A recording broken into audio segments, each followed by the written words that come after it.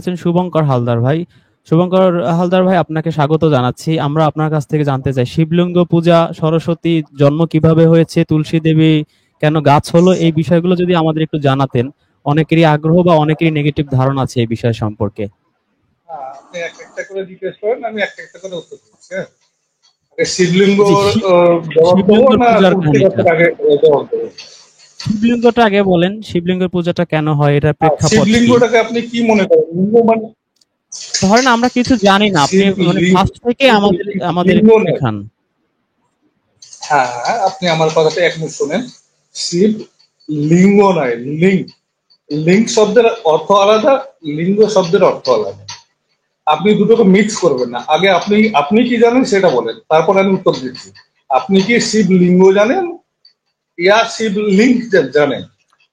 না না, কোনটা ধরেন আমি জানেন? কিছু জানি না, আপনি জাস্ট শিবলিঙ্গ পূজাটা কিভাবে সৃষ্টি হইলো এর ইতিহাসটা আমাদের একটু জানান প্লিজ। শিবলিঙ্গ মানে কি প্রতীক, শিবলিঙ্গ নয়। লিঙ্গ মানে পুরুষের লিঙ্গ, ওই জি, পুরুষের লিঙ্গ ঠিক নয়। আছে। লিঙ্গ আপনি মানে আপনি ডি- প্রতীক। আপনি একটু আপনি একটু ডিটেলস বলেন, পুরো ঘটনাটা কিভাবে এই পূজাটার সূত্রপাত হলো। শোনেন আমার কথা শোনেন। আমি আমি আমি শুধু মানে আমি তো পুরো আমি ইন্ডিয়ায়, বাড়ি আমার ইন্ডিয়ায়। আমি মোটামুটি ইন্ডিয়ার চার চার মানে মোটামুটি সব জায়গায় ঘুরে বেড়াই, ঠিক আছে।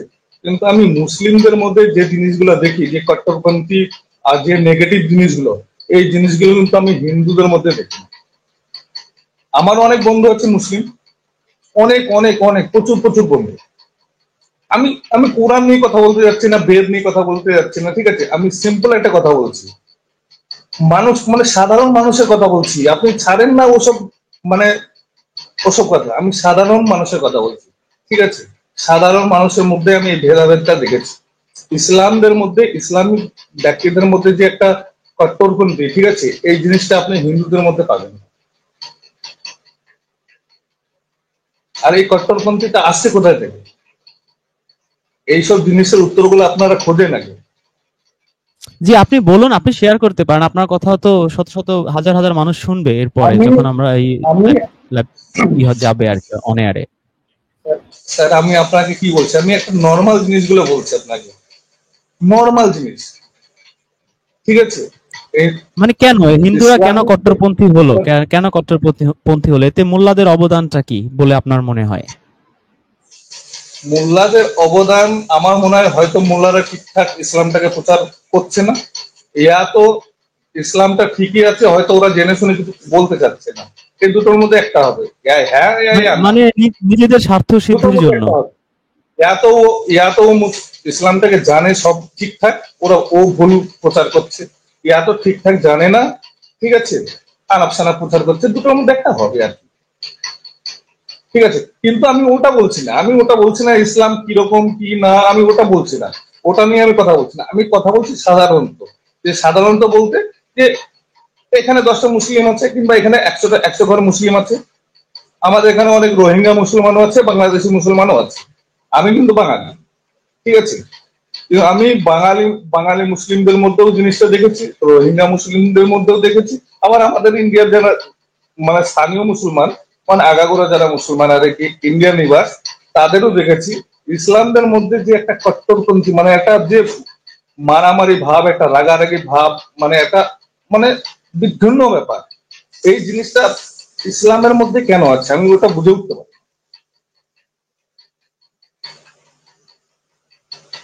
না, ইসলামের মধ্যে মারামারি লাগালাগি নাই।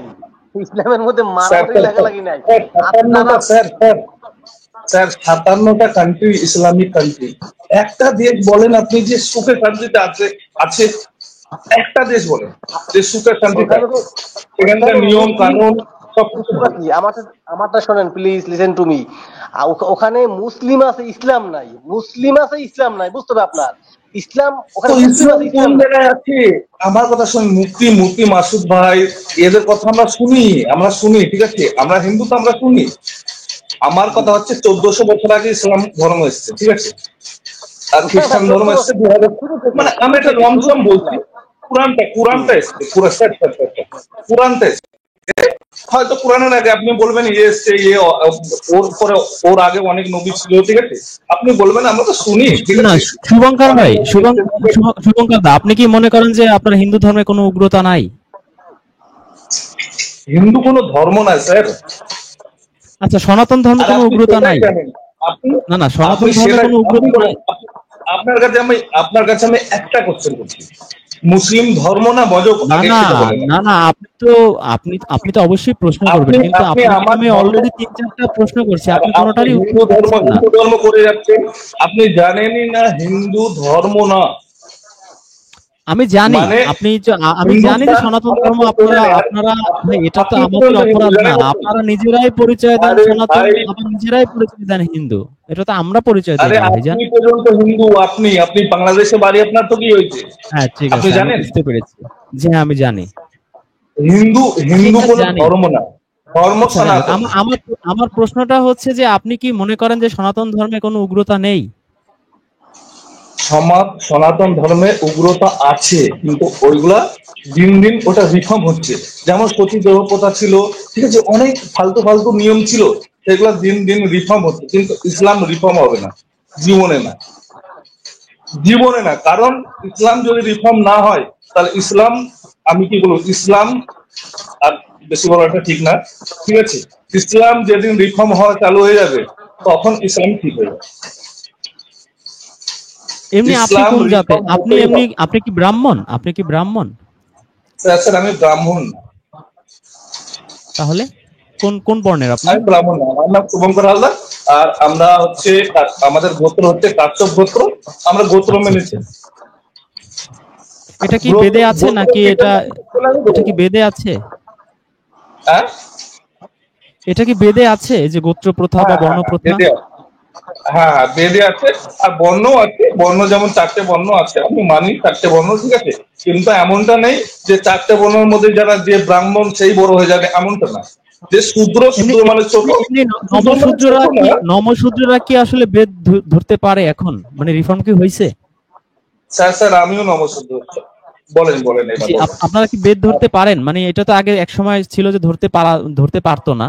এখন কি আপনারা ধরতে আরে পারেন কেন কিনা? রিফর্ম বেদ এটা ধরতে হয়েছে পারে, কিনা? শোনেন আমার কথা শোনেন, বেদের নলেজ যদি আমার বেশি থাকে, একটা পণ্ডিতের থেকে যদি আমার বেশি থাকে, তো আমি পণ্ডিত হয়ে গেলাম, ও শূদ্র হয়ে গেল।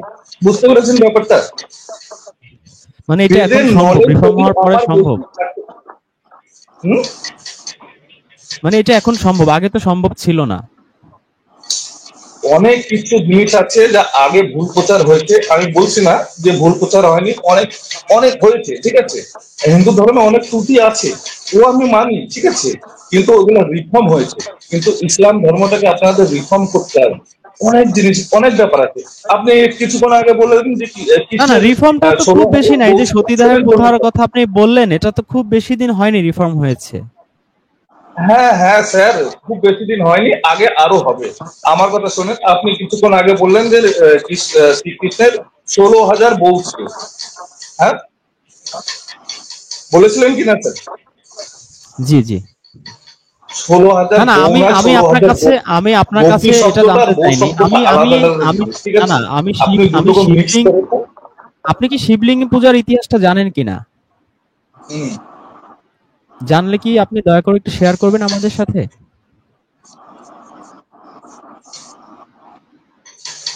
হ্যাঁ, শিবলিঙ্গ, লিঙ্গ না, সরি সরি, শিবলিঙ্গ, হ্যাঁ, ঠিক লিঙ্গ আছে, না। বলেছি লিঙ্গের আমি। বিষয়ে যদি আপনি জিজ্ঞেস করেন, আমি বলে দেবো আমি লিঙ্ক শিবলিঙ্গ কি বলেছি, জিনিসটা। আমি এখন লিঙ্ক বলেছি, আপনি এটা বলেন, লিঙ্কটাই বলেন, লিঙ্কের শিবলিঙ্গ ইতিহাসটাই কি বলেন। জিনিসটা কি আপনি যদি জিজ্ঞেস করেন, আমি বলতে পারবো কিছুটা, কিন্তু আপনি না না, যেটা আমি বলেন আমি শিবলিঙ্গ, পূজার ইতিহাসটা জানতে আপনি চাচ্ছি, হয়তো মানে পূজাটা কিভাবে প্রবর্তন হলো। লিঙ্গ মানে প্রতীক, প্রতীক মানে মিন্স, প্রতীক মানে হুম, জি, এই পূজাটা কিভাবে প্রবর্তন কিরকম হলো পুজোর এটার ইতিহাসটা? ইতিহাস জানা আছে? এটার ইতিহাসটা আপনার জানা আছে শিবলিঙ্গের কিনা? পুজোটা, জি, হ্যাঁ, ইতিহাসটা আপনার ইতিহাস তো জানা অনেক আছে কিছু, কিনা? অনেক নোংরা নোংরা বলে শিবলিঙ্গ হিসাবে, কিন্তু ওরা লিঙ্গ হিসেবে বলে না, লিঙ্গ হিসাবে বলে। কিন্তু শিবলিঙ্গ হিসেবে অরিজিনাল আপনি বেদে সার্চ করে দেখেন, ওটা মানে কিন্তু এটার আলাদা জিনিস। ইতিহাসটা আপনার জানা আছে কি জানা নেই সেটা জিজ্ঞেস করছি। আমার ইতিহাস জানা আছে শিবলিঙ্গ হিসেবে, লিঙ্গ হিসেবে না। আচ্ছা, সেটাই বলেন, সেটাই বলেন। লিঙ্ক হিসেবে যেটা জানা আছে আমি জানি যে লিঙ্ক মানে ওমের একটা প্রতীক, সেই প্রতীকটাকে আমরা পুজো করি, ঠিক আছে, সম্মান করি, আমি এইটুকু জানি। আর তুলসী দেবী কিভাবে গাছ হলো এটা জানেন? স্যার তুলসী দেবী, আমার কথা শুনুন, আমরা গাছ, পাহাড়, জল সবাইকে পুজো করি। আমি আপনাকেও নমস্ত করি, কেন? আমি আমার কথাটাকে শুনবেন, আমি আপনাকে নমস্ত করছি কিসের জন্য? নমস্ত করছি মানে আপনার কাছে ঢুকে যাচ্ছি না, আপনাকে ভগবান মেনে নিচ্ছি না। আপনি একটা মানুষ, আপনার মধ্যে 100টা গুণের মধ্যে একটা গুণ হলেও তো আপনার মধ্যে একটা গুণ ভালো আছে, সেই গুণটাকে আমি সম্মান করছি, ওই জন্য আপনাকে আমি নমস্তে করছি। আরে সনাতন ধর্মের বিষয়ে আপনারা জানেন না, ঠিক আছে, আপনি সত্য সনাতন ধর্মের শুধু বেদ পড়বেন, বেদ। আপনারা বেশি দিন হয়নি শোনেন, আপনারা এই 200-300 বছর আগে সব হিন্দু ছিলেন, ঠিক আছে, এটা তো আপনাকে মানতে হবে, সব কনভার্টেড মুসলমান। এখনো এখনো আমাদের আচ্ছা, এই যে পশ্চিমবাংলায় এই যে সব গরু, লোকে আচ্ছা বলতো, গরু খেলে যে মুসলিম মারতে হবে এটা কি বেদে আছে, নাকি এটা আপনাদের মোল্লারা, আচ্ছা সরি আপনাদের ঠাকুররা বানিয়েছে? আচ্ছা আর একবার রিপিট করেন। বলছি এই যে গরুর গোস্ত খেলে মুসলিম মেরে ফেলতে হবে, এটা কি আপনাদের বেদে আছে নাকি না এটা আপনাদের ঠাকুররা বানিয়েছে? না, একদম বেদে লেখা নেই, বেদ তো এরকম কিছু বলেই না যে গরুর মাংস খেলে পরে তাকে মারতে হবে, ধরতে হবে, কিংবা সে মানে ইয়ে হয়ে গেল, ও হয়ে গেল, এমন কিছুই না। তো মারে কেন, হত্যা করে কেন, কেন করে কেন? এটা কি রিফর্ম হয়েছে নাকি শোনেন আমার হবে? কথা, শোনেন, রিফর্ম হয়েছে, আরো অনেক হবে, রিফর্ম হয়েছে, আরো আগে অনেক হবে, মোটামুটি আমাদের জন্মের মধ্যেই আমরা দেখে নেবো, ঠিক আছে, বেশি দূরে যেতে হবে না, আমাদের জন্মে, আমার বয়স মোটামুটি 36-37 হয়ে গেছে, এই মোটামুটি 15-20 বছরের মধ্যে সব সংশোধন হয়ে যাবে, অনেক হয়েছে। যেমন আপনি যেমন এতটা একটা দুটো এতটা উদাহরণ আপনাকে আশাবাদী দিচ্ছি, কিভাবে আমি হচ্ছেন, নমস্ত এতটা আশাবাদী কিভাবে হচ্ছেন যে প্রায় 10,000 বছরে যেটা হলো না সেটা 20 বছরের মধ্যে হয়ে যাবে, এতটা আশাবাদী আমি হওয়ার কারণটা আমি কি? আমি আশাবাদী, আমি আশাবাদী ওই জন্য হচ্ছি, কারণ আমি নমশূদ্র জাত থেকে, যাতে আমার জন্মগ্রহণ করেছি আমি, আমি যখন ছোট বাচ্চা ছিলাম তখন আমি এইসব জিনিসগুলো দেখেছি, যে পণ্ডিতদের বাড়িতে গেলে উপরে বসতে হয়, নিচে বসতে হয়, উপরে বসতে দেয় না, তারপরে মন্দিরে যেতে হলে তাদের পারমিশন নিয়ে যেতে হয়। আমি ছোটবেলায় অনেক শুনেছি এবং দু এক জায়গায় দেখেছি, কিন্তু এখনকার টাইমে সেই জিনিসটা আপনি পাবেন না, বেদে কিন্তু এরকম কিছুই লেখা নেই, ঠিক আছে। দেখ শুভঙ্কর দা, আপনাকে রিফর্ম, তাহলে আমি একটা কথা বলি, আপনার আপনার বেদে যেরকম আপনি যেভাবে বলছেন আর কি, আমরা মোটামুটি কিছু জানি। তো আপনার বেদে যেমন আসলে শান্তির কথা বলে, আমাদের কোরআনও শান্তির কথা বলে, কিন্তু এই যে এক হ্যাঁ, শ্রেণীর ঠাকুর বলেন, মোল্লা বলেন, পাদ্রী বলেন, পুরোহিত বলেন, না না, মাওলানা বলেন, সরি এদের সরি সরি সরি ধান্দাবাজির কারণেই কিন্তু এই ধর্মটা সরি সরি সরি ধর্মটা আপনার আসলে এই কথাটা ই আমি হয়ে মেনে গিয়েছে। নিলাম না। জি বলেন। আচ্ছা আপনি বলেছেন, শোনেন স্যার, এই কথাটা আমি মানলাম না ওই জন্যে, কারণ আমি এই জায়গাটার নাম বলবো না, ঠিক আছে, অনলাইনে আছি, আমার বাবার স্বর্ণকারের দোকান ছিল, ঠিক আছে, তাও মুসলিম এরিয়া। আমার যখন বয়স মোটামুটি 14-15 বছর, তখন আমি আমার বাবার দোকানে স্বর্ণকারে কাজ শিখতাম, আর সেটা টোটালটাই মুসলিম এরিয়া, ঠিক আছে। আমি ওই মুসলিম বাচ্চাদের সঙ্গে মিলেমিশে দেখেছি, খেলাধুলাও ওদের সাথে করেছি, ঘোরাফেরা করেছি, মসজিদেও গেছি, ঠিক আছে। আমি মুসলিম লোকেদের মধ্যে যে জিনিসগুলো দেখেছি আমি, ঠিক আছে, আমি আদার্স যে ধর্মগুলোর মধ্যে, যেমন খ্রিস্টানদের মধ্যেও কিন্তু অনেক নরম জিনিস আছে, মুসলিমদের মধ্যেই এমন একটা জিনিস আমি লক্ষ্য করে দেখেছি যে এগুলো বলার মতো না, ঠিক আছে।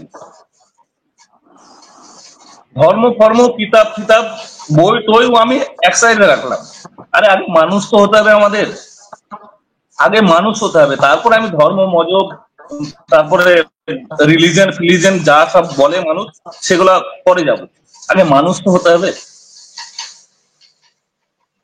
আপনি একটা হিন্দুর বাড়িতে গিয়ে দেখেন, ঠিক আছে, আর একটা মুসলিম বাড়িতে গিয়ে দেন, হ্যাঁ আপনি তো মুসলমান, আপনাকে কি বলবো।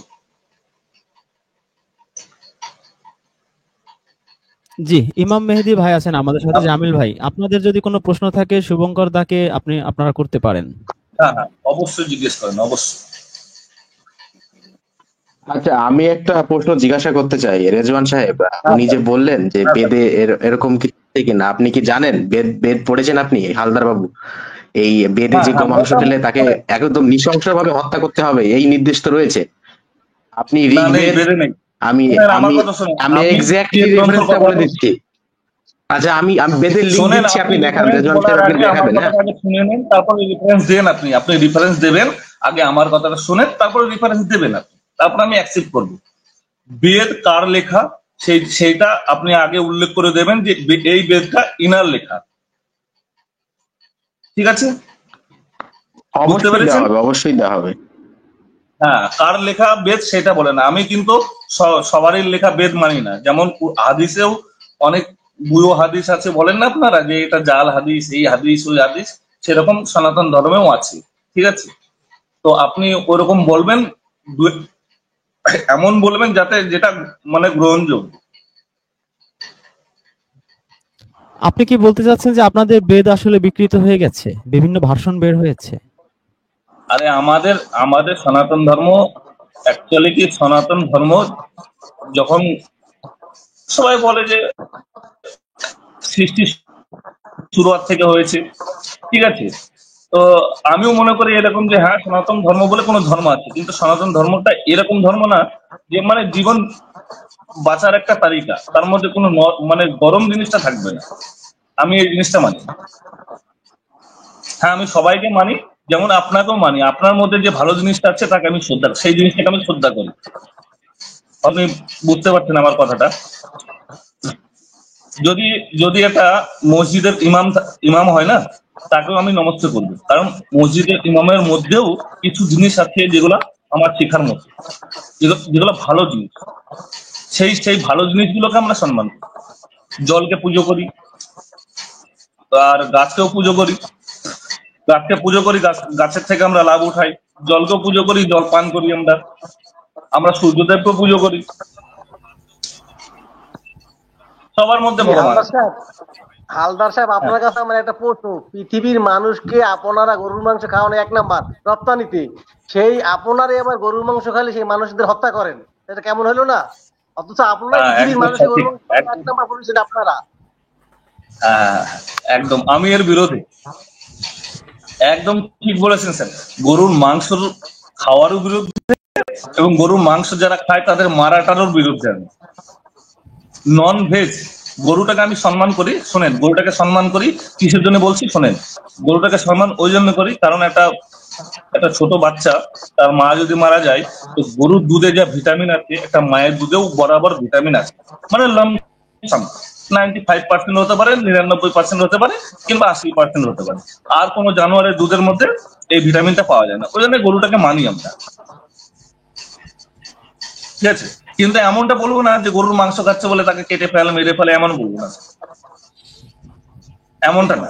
তাহলে হ্যাঁ, এটা কষ্ট ভুল রেফারেন্সটা করছেন, দিয়েছি, অন্যায় একটু একটু করছেন। শো করুন। প্রাইভেট চ্যাটে রেফারেন্সটা দিয়েছি, রেজওয়ান সাহেব।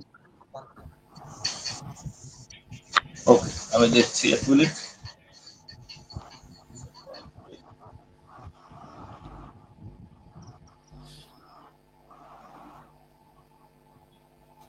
আচ্ছা, উনি কি চলে গেলেন নাকি? মনে হয় বের হয়ে গেছে, বা নেট নাও থাকতে পারে।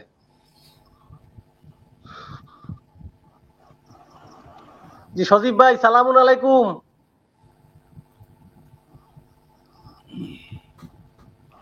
জি ভাই, সালামুন হ্যাঁ, আলাইকুম। এইটা আমি একটু বলে দিই।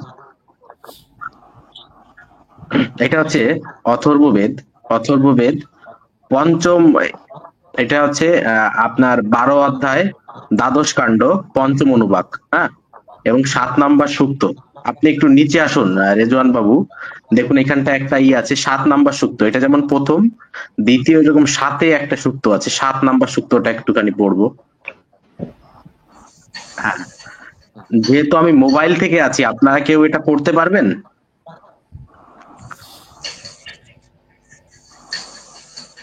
এত ছোট হয়ে দেখা যাচ্ছে না, আমি মোবাইল আছি তো। কি লেখা আছে?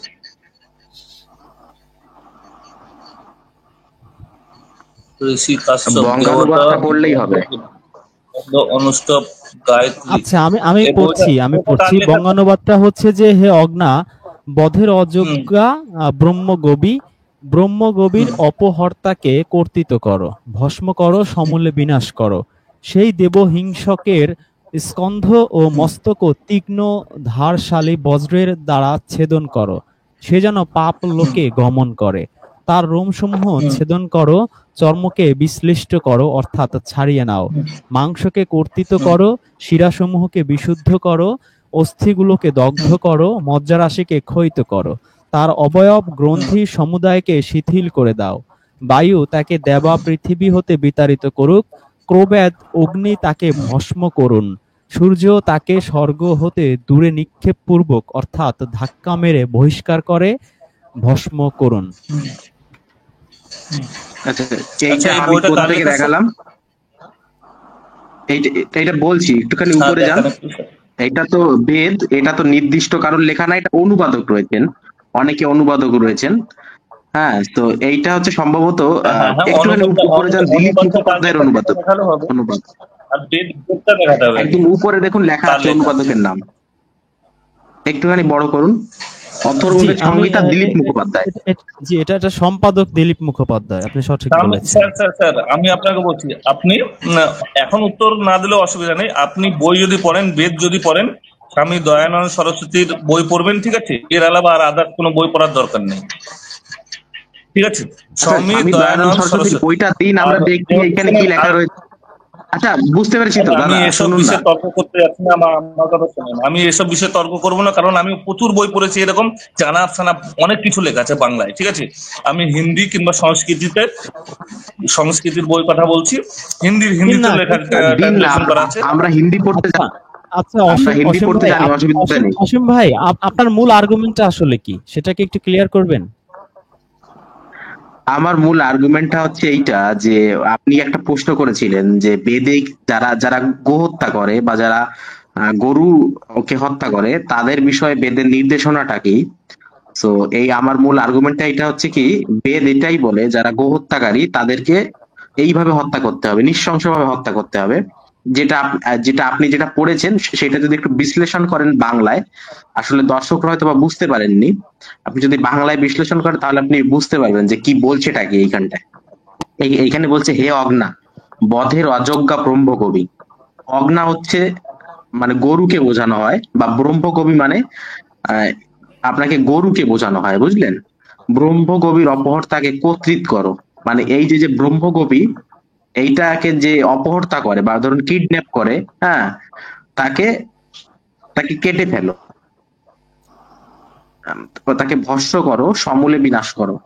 এই দেবহিংসকে স্কন্ধ মস্তক তীক্ষ্ণ ধারশালী বজ্রের দ্বারা ছেদন করো। মানে কি, তার মানে স্কন্ধ মানে হচ্ছে গলা, মস্তক মানে হচ্ছে মাথা, তীক্ষ্ণ ধারশালী বজ্রের দ্বারা, মানে কোন একটা বজ্র হচ্ছে এক ধরনের একটা ওয়েপেন।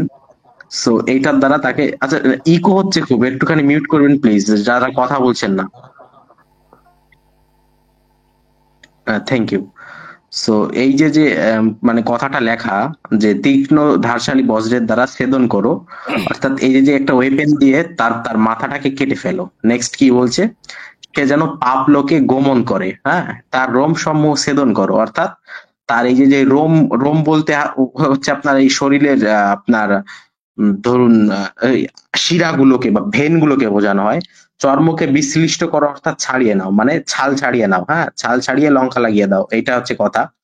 সো মাংসকে একত্রিত করো, মানে মাংস টুকরো টুকরো করে কাটো, শিরা মানে সমূহকে সোজা বিশুষ্ক কথা করো, হচ্ছে যে মানে একেবারে রক্তশূন্য করে দাও। ভয়ঙ্কর ভাবে, সোজা কথা হচ্ছে একেবারে খুব নৃশংস ভাবে তাকে হত্যা করো। কিন্তু আমার পয়েন্ট সেটা না। আমার পয়েন্ট হচ্ছে যে শুভঙ্কর দা আপনার এই অনুবাদ গ্রহণ করতে চাচ্ছে না কেন? স্যার কি এবার মনে আমি হয়? আপনাকে দেখুন, বলছি। এবার এবার আমি এবার বলছি। আমি ওটা বলছি, উত্তরটা শুভঙ্কর বাবু দেবেন না আমি দেবো? না না, অসীম দা রেজওয়ান আপনি সাহেব, ক্লিয়ার আপনি করেন। কার কাছে উত্তরটা চাচ্ছেন? অসীম দা আচ্ছা, আপনার কাছে আমি উত্তরটা দেখুন, চাচ্ছি যে কেন তিনি এই অনুবাদ নিতে চাচ্ছেন না। Where is the problem? দেখুন, এই ওনার ওনার প্রবলেমটা আমি আমি যতটা বুঝতে পারি, আহ এই যে যে বেদের যে মূল ভাষ্যটা এসেছে এটা হচ্ছে সায়ন ভাষ্য থেকে এসেছে। বেদকে যদি কেউ সংরক্ষণ করে রেখেছে সে হচ্ছে সায়ন ভাষ্যের বেদ। এবার দয়ানন্দ সরস্বতী বেদ লিখেছেন কোথা থেকে? সায়ন ভাষ্য থেকে বেদ লিখেছেন। এবার দয়ানন্দ সরস্বতীর বেদ যদি আপনি পড়েন, আপনার মনে হবে যে তুলনামূলকভাবে অনেকটা উনি সংস্কার করেছেন। সংস্কার কেমন? বেদে যে ঘৃণ্য প্রথাগুলো ছিল সেগুলোকে উনি সংস্কার না, সংস্কার করে এটাকে যতটা সংস্কার না মার্জিত বলে কি করা আমরা যায়। বলতে পারি যে আসলে অনেক কিছু উনি লুকিয়েছেন বা গোপন করেছেন, এটা বলাটা কি বেশি বেশি সমীচীন হবে না? বেশি সমুচিত, হ্যাঁ, রাইট।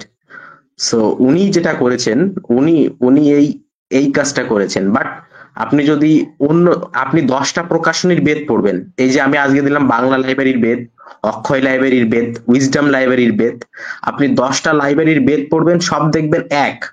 আর আপনি দয়ানন্দ সরস্বতীর বেদ পড়বেন, দেখবেন সম্পূর্ণ আলাদা। তো ধরুন আমি আপনাকে একটা জিনিস বলি, যদি আপনি মুজিবুর রহমানের অনুবাদ পড়েন কোরআনের, আর যদি ধরুন আপনি আল বায়ানের বা ধরুন অন্য কোনো মুফাসসিরের মানে অনুবাদ পড়েন, হয়তো বা কি যে সেইখানে লেখা রয়েছে আপনি সালাত আদায় করুন, কেউ কেউ লিখেছে সেটার বাংলা আপনি নামাজ আদায় করুন, হ্যাঁ, মানে একই অর্থ থাকবে। কিন্তু দয়ানন্দ সরস্বতী যেটা করেছেন, উনি সম্পূর্ণ অর্থটাই চেঞ্জ করে দিয়েছেন, বুঝলেন? 10টা মানে মানে প্রকাশনায় যেখানে যেটা রয়েছে, যেখানে মানে আপনি বলতে চাচ্ছেন যেখানে যেখানে নৃশংসতা আছে বা অশ্লীলতা আছে সেগুলোকে উনি কাটছাট করে একটা ফ্রেশ লুক দিয়েছেন। ফ্রেশ লুক উনি উনি দেননি আসলে। উনি মানে উনি বলছেন দয়ানন্দ সরস্বতী বেদ লিখেছেন। দয়ানন্দ সরস্বতী ঋগ্বেদ এবং হচ্ছে আপনার যজুর্বেদ হাফ পর্যন্ত অনুবাদ করেছেন। অথর্ববেদ দয়ানন্দ সরস্বতী অনুবাদই করেননি। উনি আমাকে দিক তো অথর্ববেদ দয়ানন্দ সরস্বতীর অনুবাদকৃত লিঙ্কটা দিক। হয়তোবা কি পরবর্তীতে আর্য সমাজ এটা করেছে সেইটা আলাদা কথা, কিন্তু উনি যে বলছেন আসলে আমরা দেখি তাহলে আর্য সমাজীরা যে বেদ মেনে চলেন, সেই বেদের এই যে যে সূক্ত সেইখানে কি লেখা রয়েছে সেটা আমরা দেখি। অসুবিধা কি আছে? উনি আমাকে দিক, লিঙ্কটা দিক। অসীমদা উনি লিংক দেবে কি দেবে না সেটা আমি জানি না। ওনাকে আমি অনেকবারই শিবলিঙ্গ পূজার কাহিনীটা বলতে বললাম, তিনি বলতে রাজি মানে হলেন না। এটা এটা কেন মনে হয় আপনার, উনি রাজি কেন হচ্ছিলেন না?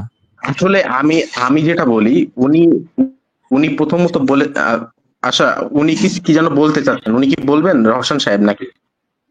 না, একটু আমরা পরে কথা বলবো। আপনার সাথে একটু কথাটা শেষ করি, তাহলে ওনার বলতে সুবিধা হবে। সবকিছুর আলোকে একসাথে বলবে আর কি।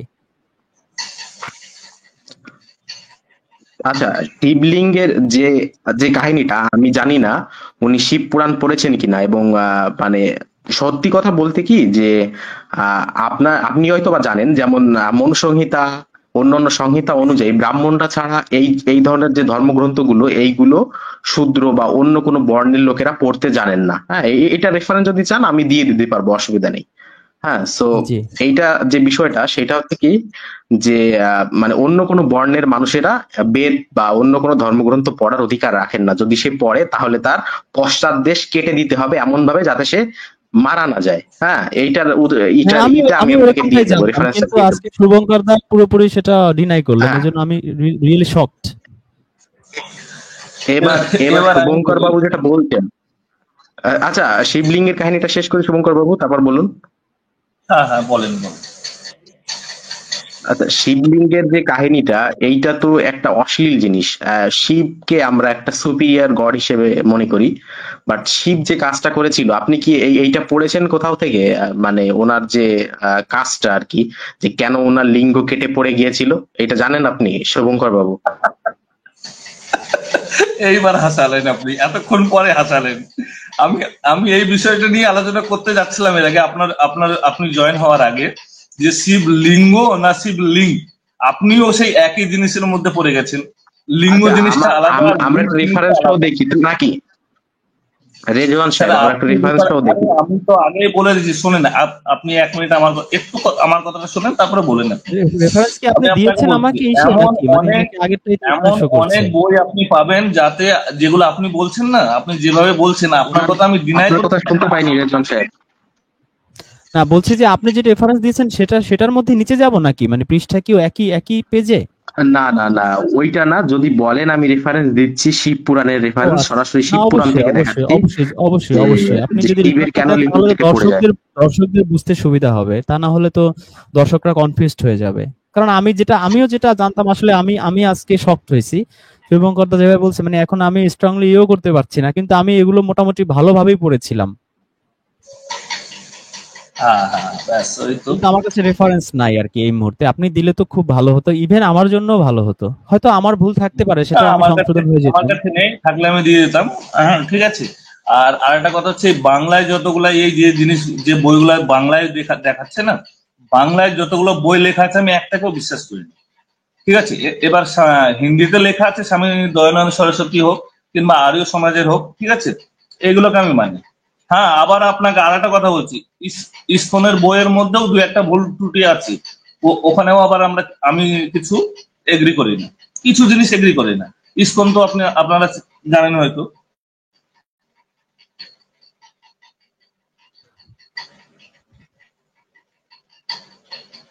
হ্যালো, শোনা যাচ্ছে? শোনা যাচ্ছে, বলেন। হ্যাঁ, কিছু জিনিস যেমন আমি আপনাকে বলছি, হিন্দু ধর্মের রিফর্ম আছে। প্রথমে আমি একটা কথা বলেছি, রিফর্ম অনেক জিনিস আছে যেগুলো এই যে প্রথম কথা হচ্ছে বাংলাতে যে বইগুলো রেফারেন্স গুলো দেখালেন, সেগুলা বিশেষ করে আমি তো মানি না, আর অনেকজনাই মানে না। ঠিক আছে, এবার হিন্দিতে কেউ কিংবা আর্য সমাজের বই হোক কিংবা স্বামী দয়ানন্দ সরস্বতীর বই হোক, এই দুটো বইয়ের মধ্যেই আপনাকে রেফারেন্স দিতে হবে। আপনি এই দুটো বই পড়ে তারপর রেফারেন্স দেবেন। এই যে লিঙ্গ কিংবা শিবের সেই আপনি লিঙ্গ বইটা দিন। পূজা করা আচ্ছা, হয়, ঠিক আছে, তারপর শিব পুরাণ। হ্যাঁ, আপনি দয়ানন্দর বইটা দিন। আচ্ছা দাদা, আপনি দয়ানন্দর বইটা দিন, তাহলে আমরা দেখি দয়ানন্দ কি বলেছেন, এটা আমরা দেখি দয়ানন্দ কি বলে। আচ্ছা, এটা ইংলিশ ছিল তো বাংলা হয়ে গেল, ঠিক আছে, ট্রান্সলেট হয়ে গেছে, ভালো হয়েছে। এটারও আমাদেরও সুবিধা হবে, দর্শকদেরও সুবিধা হবে।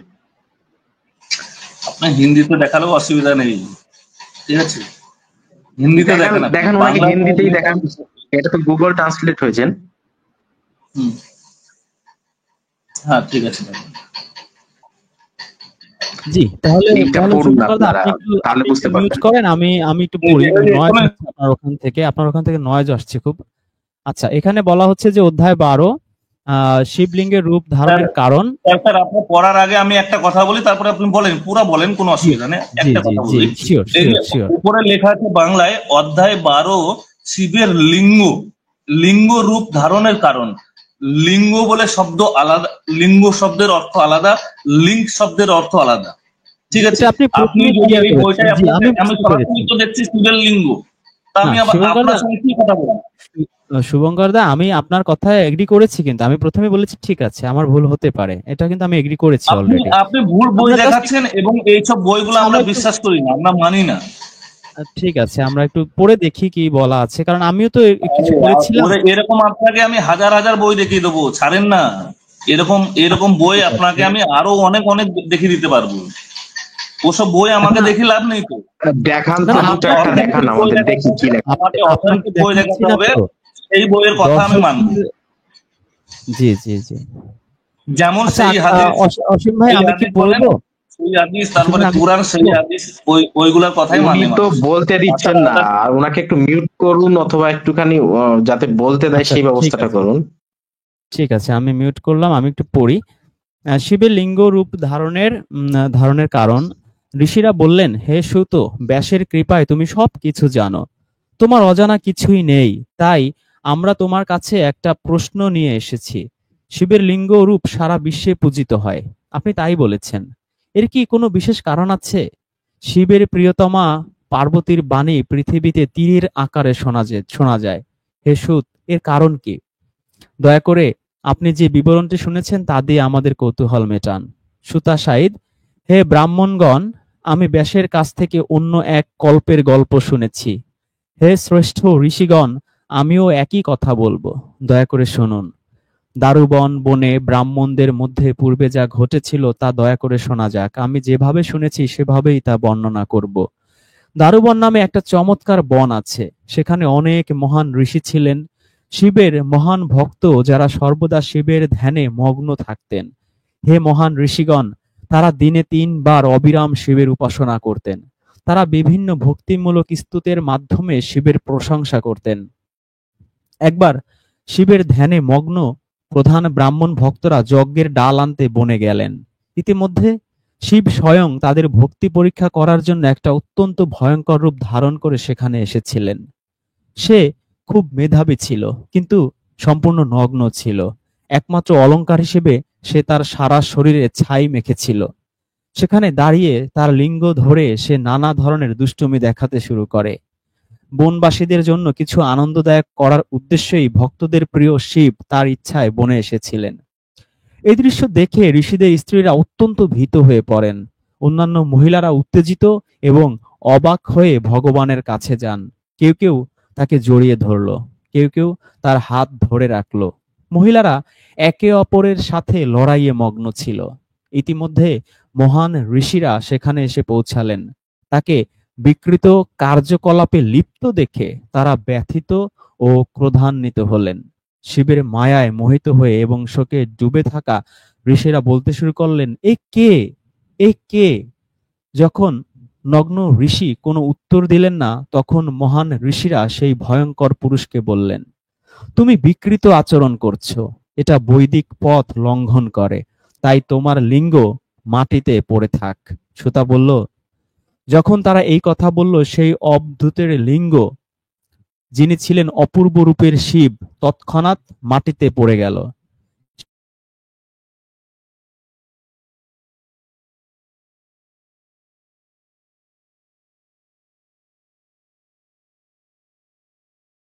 শোনা যাচ্ছে? আমার কথা কি শোনা যাচ্ছে অসীম দা? জি জি জি, শোনা যাচ্ছে। আচ্ছা আচ্ছা। সেই লিঙ্গ সামনের সবকিছু পুড়িয়ে দিয়েছে। যেখানেই গেছে সেখানেই সবকিছু পুড়িয়ে ফেলতে শুরু করেছে। এটি পাতালে গিয়েছিল, এটি স্বর্গে গিয়েছিল, এটি সারা পৃথিবীতে ছড়িয়ে পড়েছিল, এটি কখনো কোথাও স্থির থাকেনি। সমস্ত জগৎ এবং মানুষ দুঃখিত ছিল। ঋষিরা শোকাহত হয়ে পড়েছিলেন। দেবতা হোক বা ঋষি, কারোরই শান্তি বা আনন্দ ছিল না। শিবকে চিনতে না পেরে সকল দেবতা ও ঋষিরা দুঃখিত হলেন। তারা একত্রিত হয়ে ব্রহ্মার কাছে ছুটে গেলেন এবং তার আশ্রয় চাইলেন। হে ব্রাহ্মণরা! সেখানে যাওয়ার পর তারা ব্রহ্মাকে প্রণাম করে তার প্রশংসা করল। তারা স্রষ্টার ব্রহ্মার সাথে কি ঘটেছিল তা বর্ণনা করল। ব্রহ্মা তাদের কথা শুনতে পেলেন। তিনি বুঝতে পারলেন যে শিবের মায়ার দ্বারা তারা মোহিত হয়ে গেছে। শিবকে প্রণাম করার পর তিনি মহান ঋষিদের বললেন, হে ব্রাহ্মণরা, তোমরা জ্ঞানী হলেও এমন জঘন্য কাজ করো, তাহলে কেন অজ্ঞদের বিরুদ্ধে অভিযোগ করো যারা একই রকম আচরণ করে? শিবকে এভাবে অপমান ও বিদ্বেষ করার পর কে সুখ কামনা করতে পারে? যদি কোনো ব্যক্তি দুপুরে অতিথিকে স্বাগত না জানায় এবং পরিবেশন না করে, তবে অতিথি তার পুণ্য কেড়ে নেয় এবং বিনিময়ে তার পাপ তার মধ্যে জমা করে। তাহলে শিব নিজে একজন অতিথি হিসেবে কি করবেন? যতক্ষণ পর্যন্ত লিঙ্গ স্থির না হয় ততক্ষণ পর্যন্ত ত্রিলোকে ভালো কিছু হতে পারে না। আমি তোমাকে সত্যি বলছি, হে ঋষিগণ, তোমাদের এমন কিছু করতে হবে যা শিবের লিঙ্গকে স্থির রাখবে। অনুগ্রহ করে মনে মনে এই বিষয়ে চিন্তা করো। সুতা বলল, এইভাবে উৎসাহিত হয়ে ঋষিরা ব্রহ্মাকে প্রণাম করে বললেন, হে ব্রহ্মা, আমাদের দ্বারা কি হবে? দয়া করে আমাদের সেই কাজে পথ দেখান। যখন মহান ঋষিরা তাকে প্রশ্ন করলেন, তখন জগতের পিতামহ ব্রহ্মা তাদের সাথে কথা বললেন। ব্রহ্মা বললেন, দেবতারা পার্বতীকে প্রসন্ন করুন এবং প্রার্থনা করুন। যদি তিনি যোনিপথের রূপ ধারণ করতে পারেন, তবে সেই লিঙ্গ স্থির হয়ে যাবে। হে মহান ঋষিগণ, শোনো, আমি তোমাদের পদ্ধতিটি বলবো, ভালোবাসা ও ভক্তির সাথে সেই অনুযায়ী কাজ করো, এতে সে সন্তুষ্ট হবে। 8 পাপড়ি বিশিষ্ট পদ্মের একটি রহস্যময় চিত্র তৈরি করুন এবং তার উপর একটি পাত্র রাখুন। পবিত্র কেন্দ্রগুলি থেকে জল দুর্গা এবং জবের অঙ্কুর সহ পাত্রে ঢেলে দিতে হবে। বৈদিক মন্ত্র উচ্চারণ করে পাত্রটি উচ্চারণ করতে হবে। শিবকে স্মরণ করে বৈদিক রীতি অনুসারে এর পূজা করতে হবে। হে মহর্ষিগণ, সেই জলে লিঙ্গ সিক্ত হবে। শতরুদ্রীয় মন্ত্র ছিটিয়ে দিলে তা স্থির হয়ে যাবে। যোনিপথের আকারে পার্বতী এবং একটি শুভতির স্তম্ভ হিসেবে তৈরি হবে, যেখানে বৈদিক মন্ত্রের সাথে সাথে পতিতালয়টি স্থাপন করা হবে। ভগবান শিবকে সুগন্ধি চন্দন, সুগন্ধি ফুল, ধূপ এবং অন্যান্য জিনিসের নৈবেদ্য, খাদ্য নৈবেদ্য এবং অন্যান্য পূজার মাধ্যমে প্রশংসিত করা হবে। প্রণাম, পবিত্র স্তুত, বাদ্যযন্ত্র এবং গানের মাধ্যমে তাকে আরো প্রশংসিত করা হবে। স্তুতায়ন মন্ত্র উচ্চারণ করা হবে এবং ভক্তরা প্রভুর বিজয় ঘোষণা করবেন। নিম্নলিখিত প্রার্থনাটি পাঠ করা হবে। হে দেবতাদের প্রভু, সন্তুষ্ট হও। হে বিশ্বজগতের আনন্দদাতা, তুমি স্রষ্টা, এটা মনে হয় রক্ষাকারী আর না বললেও এবং চলে। ধ্বংসকারী, তুমি অবিনশ্বর। জি জি, অসীম ভাই, আপনি আমি এটার আমি যে পয়েন্ট, সারমর্মটা যদি দর্শকদের উদ্দেশ্যে সহজ ভাষায় বলতেন আর কি। আসলে এই যে এটার সারমর্ম কি বলবো, এই এই যে বিষয়টা আসলে এটা খুবই অশ্লীল একটা বিষয়। ভগবানের নামে এই সমস্ত জিনিসগুলো লেখা রয়েছে। সো বিষয়টা হচ্ছে এইরকম যে ধরুন আপনার শিব, যে এইটা অনেকে মানেন না অনেকে মানেন, সেটা আপনাদের ব্যক্তিগত বিষয়, কিন্তু এটা আমি শিব পুরাণ থেকে দেখাচ্ছি যে হিন্দু ধর্মের পৌরাণিকদের যে 18খানা মূল মানে পুরাণ রয়েছে, তাদের মধ্যে যে বৃহত্তর 4খানা পুরাণ রয়েছে তাদের মধ্যে অন্যতম হচ্ছে শিব পুরাণ। এবার শিব পুরাণকে আপনি অস্বীকার করলে সেটা আপনার নিজস্ব বিষয়, তাতে আমার কিছু যায় আসে না। সো এই শিব পুরাণের অথেন্টিসিটি কত সেটা আমি আপনাদেরকে বোঝানোর চেষ্টা করলাম। এবার এবার আসি এই যে গল্পটায়, আসলে বিষয়টা হচ্ছে এইরকম। শিব যিনি কিনা বললেন, শিব একজন ভগবান, সে একজন ত্রিলোকেশ্বর। সে তার তার লিঙ্গ বা লিঙ্গ পূজা মানে পূজা করা হয়, এটা নিয়ে যে কন্ট্রোভার্সি আছে ওইদিকে আমি যেতে চাচ্ছি না, কিন্তু উনি যে কাজটা করলেন, ধরুন আপনার বাড়িতে কোনো একটা লোক ছাই ছাই মেখে এসেছে, এবার আপনার স্ত্রী, তারপর আপনার বন্ধুর স্ত্রী বা আপনার পাড়া প্রতিবেশী যাদের স্ত্রী রয়েছে তাদের সামনে গিয়ে এইরকম আচরণগুলো করছেন। এবার আপনি যখন আসবেন তখন কি হবে, আপনার মাথায় রক্ত উঠে যাবে। এবার ওই ঋষিরা তো ভালো, ওর ওর লিঙ্গ কেটেছে, ওর জায়গায় আমি থাকলে তো ওর ওর পুরো স্কন্ধ মস্তক উড়াই দিতাম, বুঝলেন কিনা, হ্যাঁ স্যার, ওর পুরো হয়েছে মানে হয়েছে, আপনার কল্লা কথা ফেলে দিতাম। শুনলাম স্যার অনেক। এক এবার মিনিট আমার কথা শুনুন। শেষ করি মাঝখানে ইন্টারাপ্ট করলে কিন্তু রেজওয়ান সাহেব, আমি কিন্তু এই ইন্টারাপ্টেড পছন্দ করি না, উনি কি একটু মিউট করেন প্লিজ।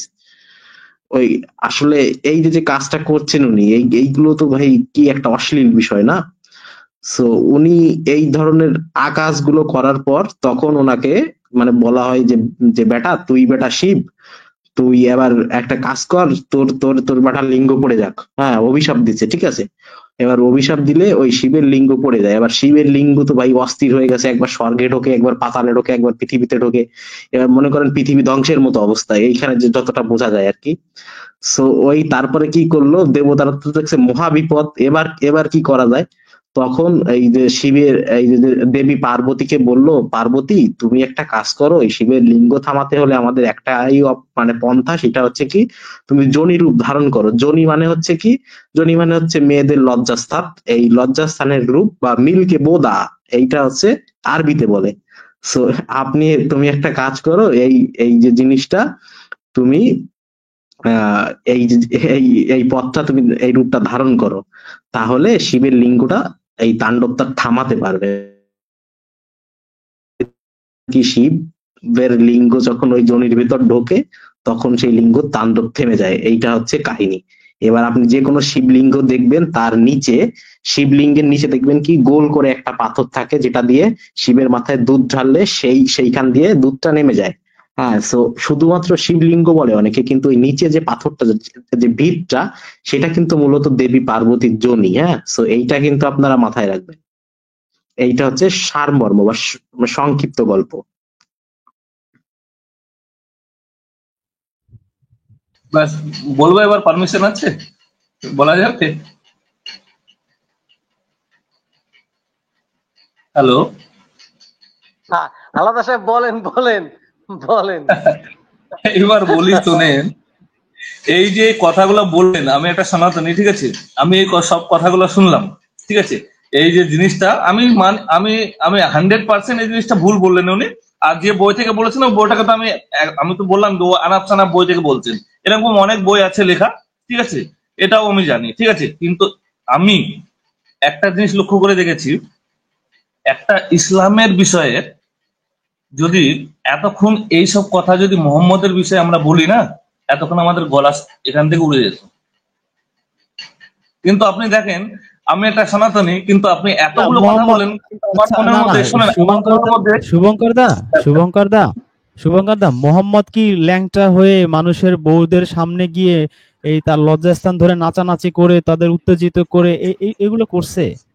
হ্যাঁ স্যার, এইবার আপনাকে বলছি, এইবার আপনি তো অনেক বললেন, এইবার আমি বলি, এইবার শোনেন আপনি, ঠিক আছে।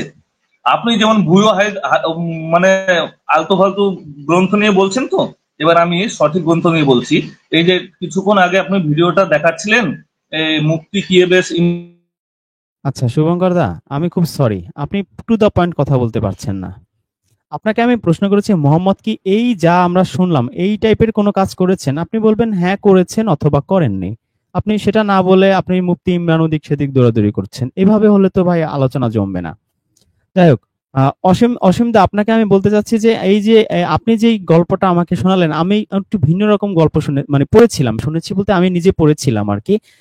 তো আসলে এই এই একই গল্প, একটা ধর্মগ্রন্থের একই স্টোরি, তো এক এক জায়গায় এক এক ভার্সন, এটা এটা কেন হয় বা হয়েছে বলে আপনার পার্সোনালি আপনার এক্সপিরিয়েন্স যদি আমাদের সাথে শেয়ার করতেন।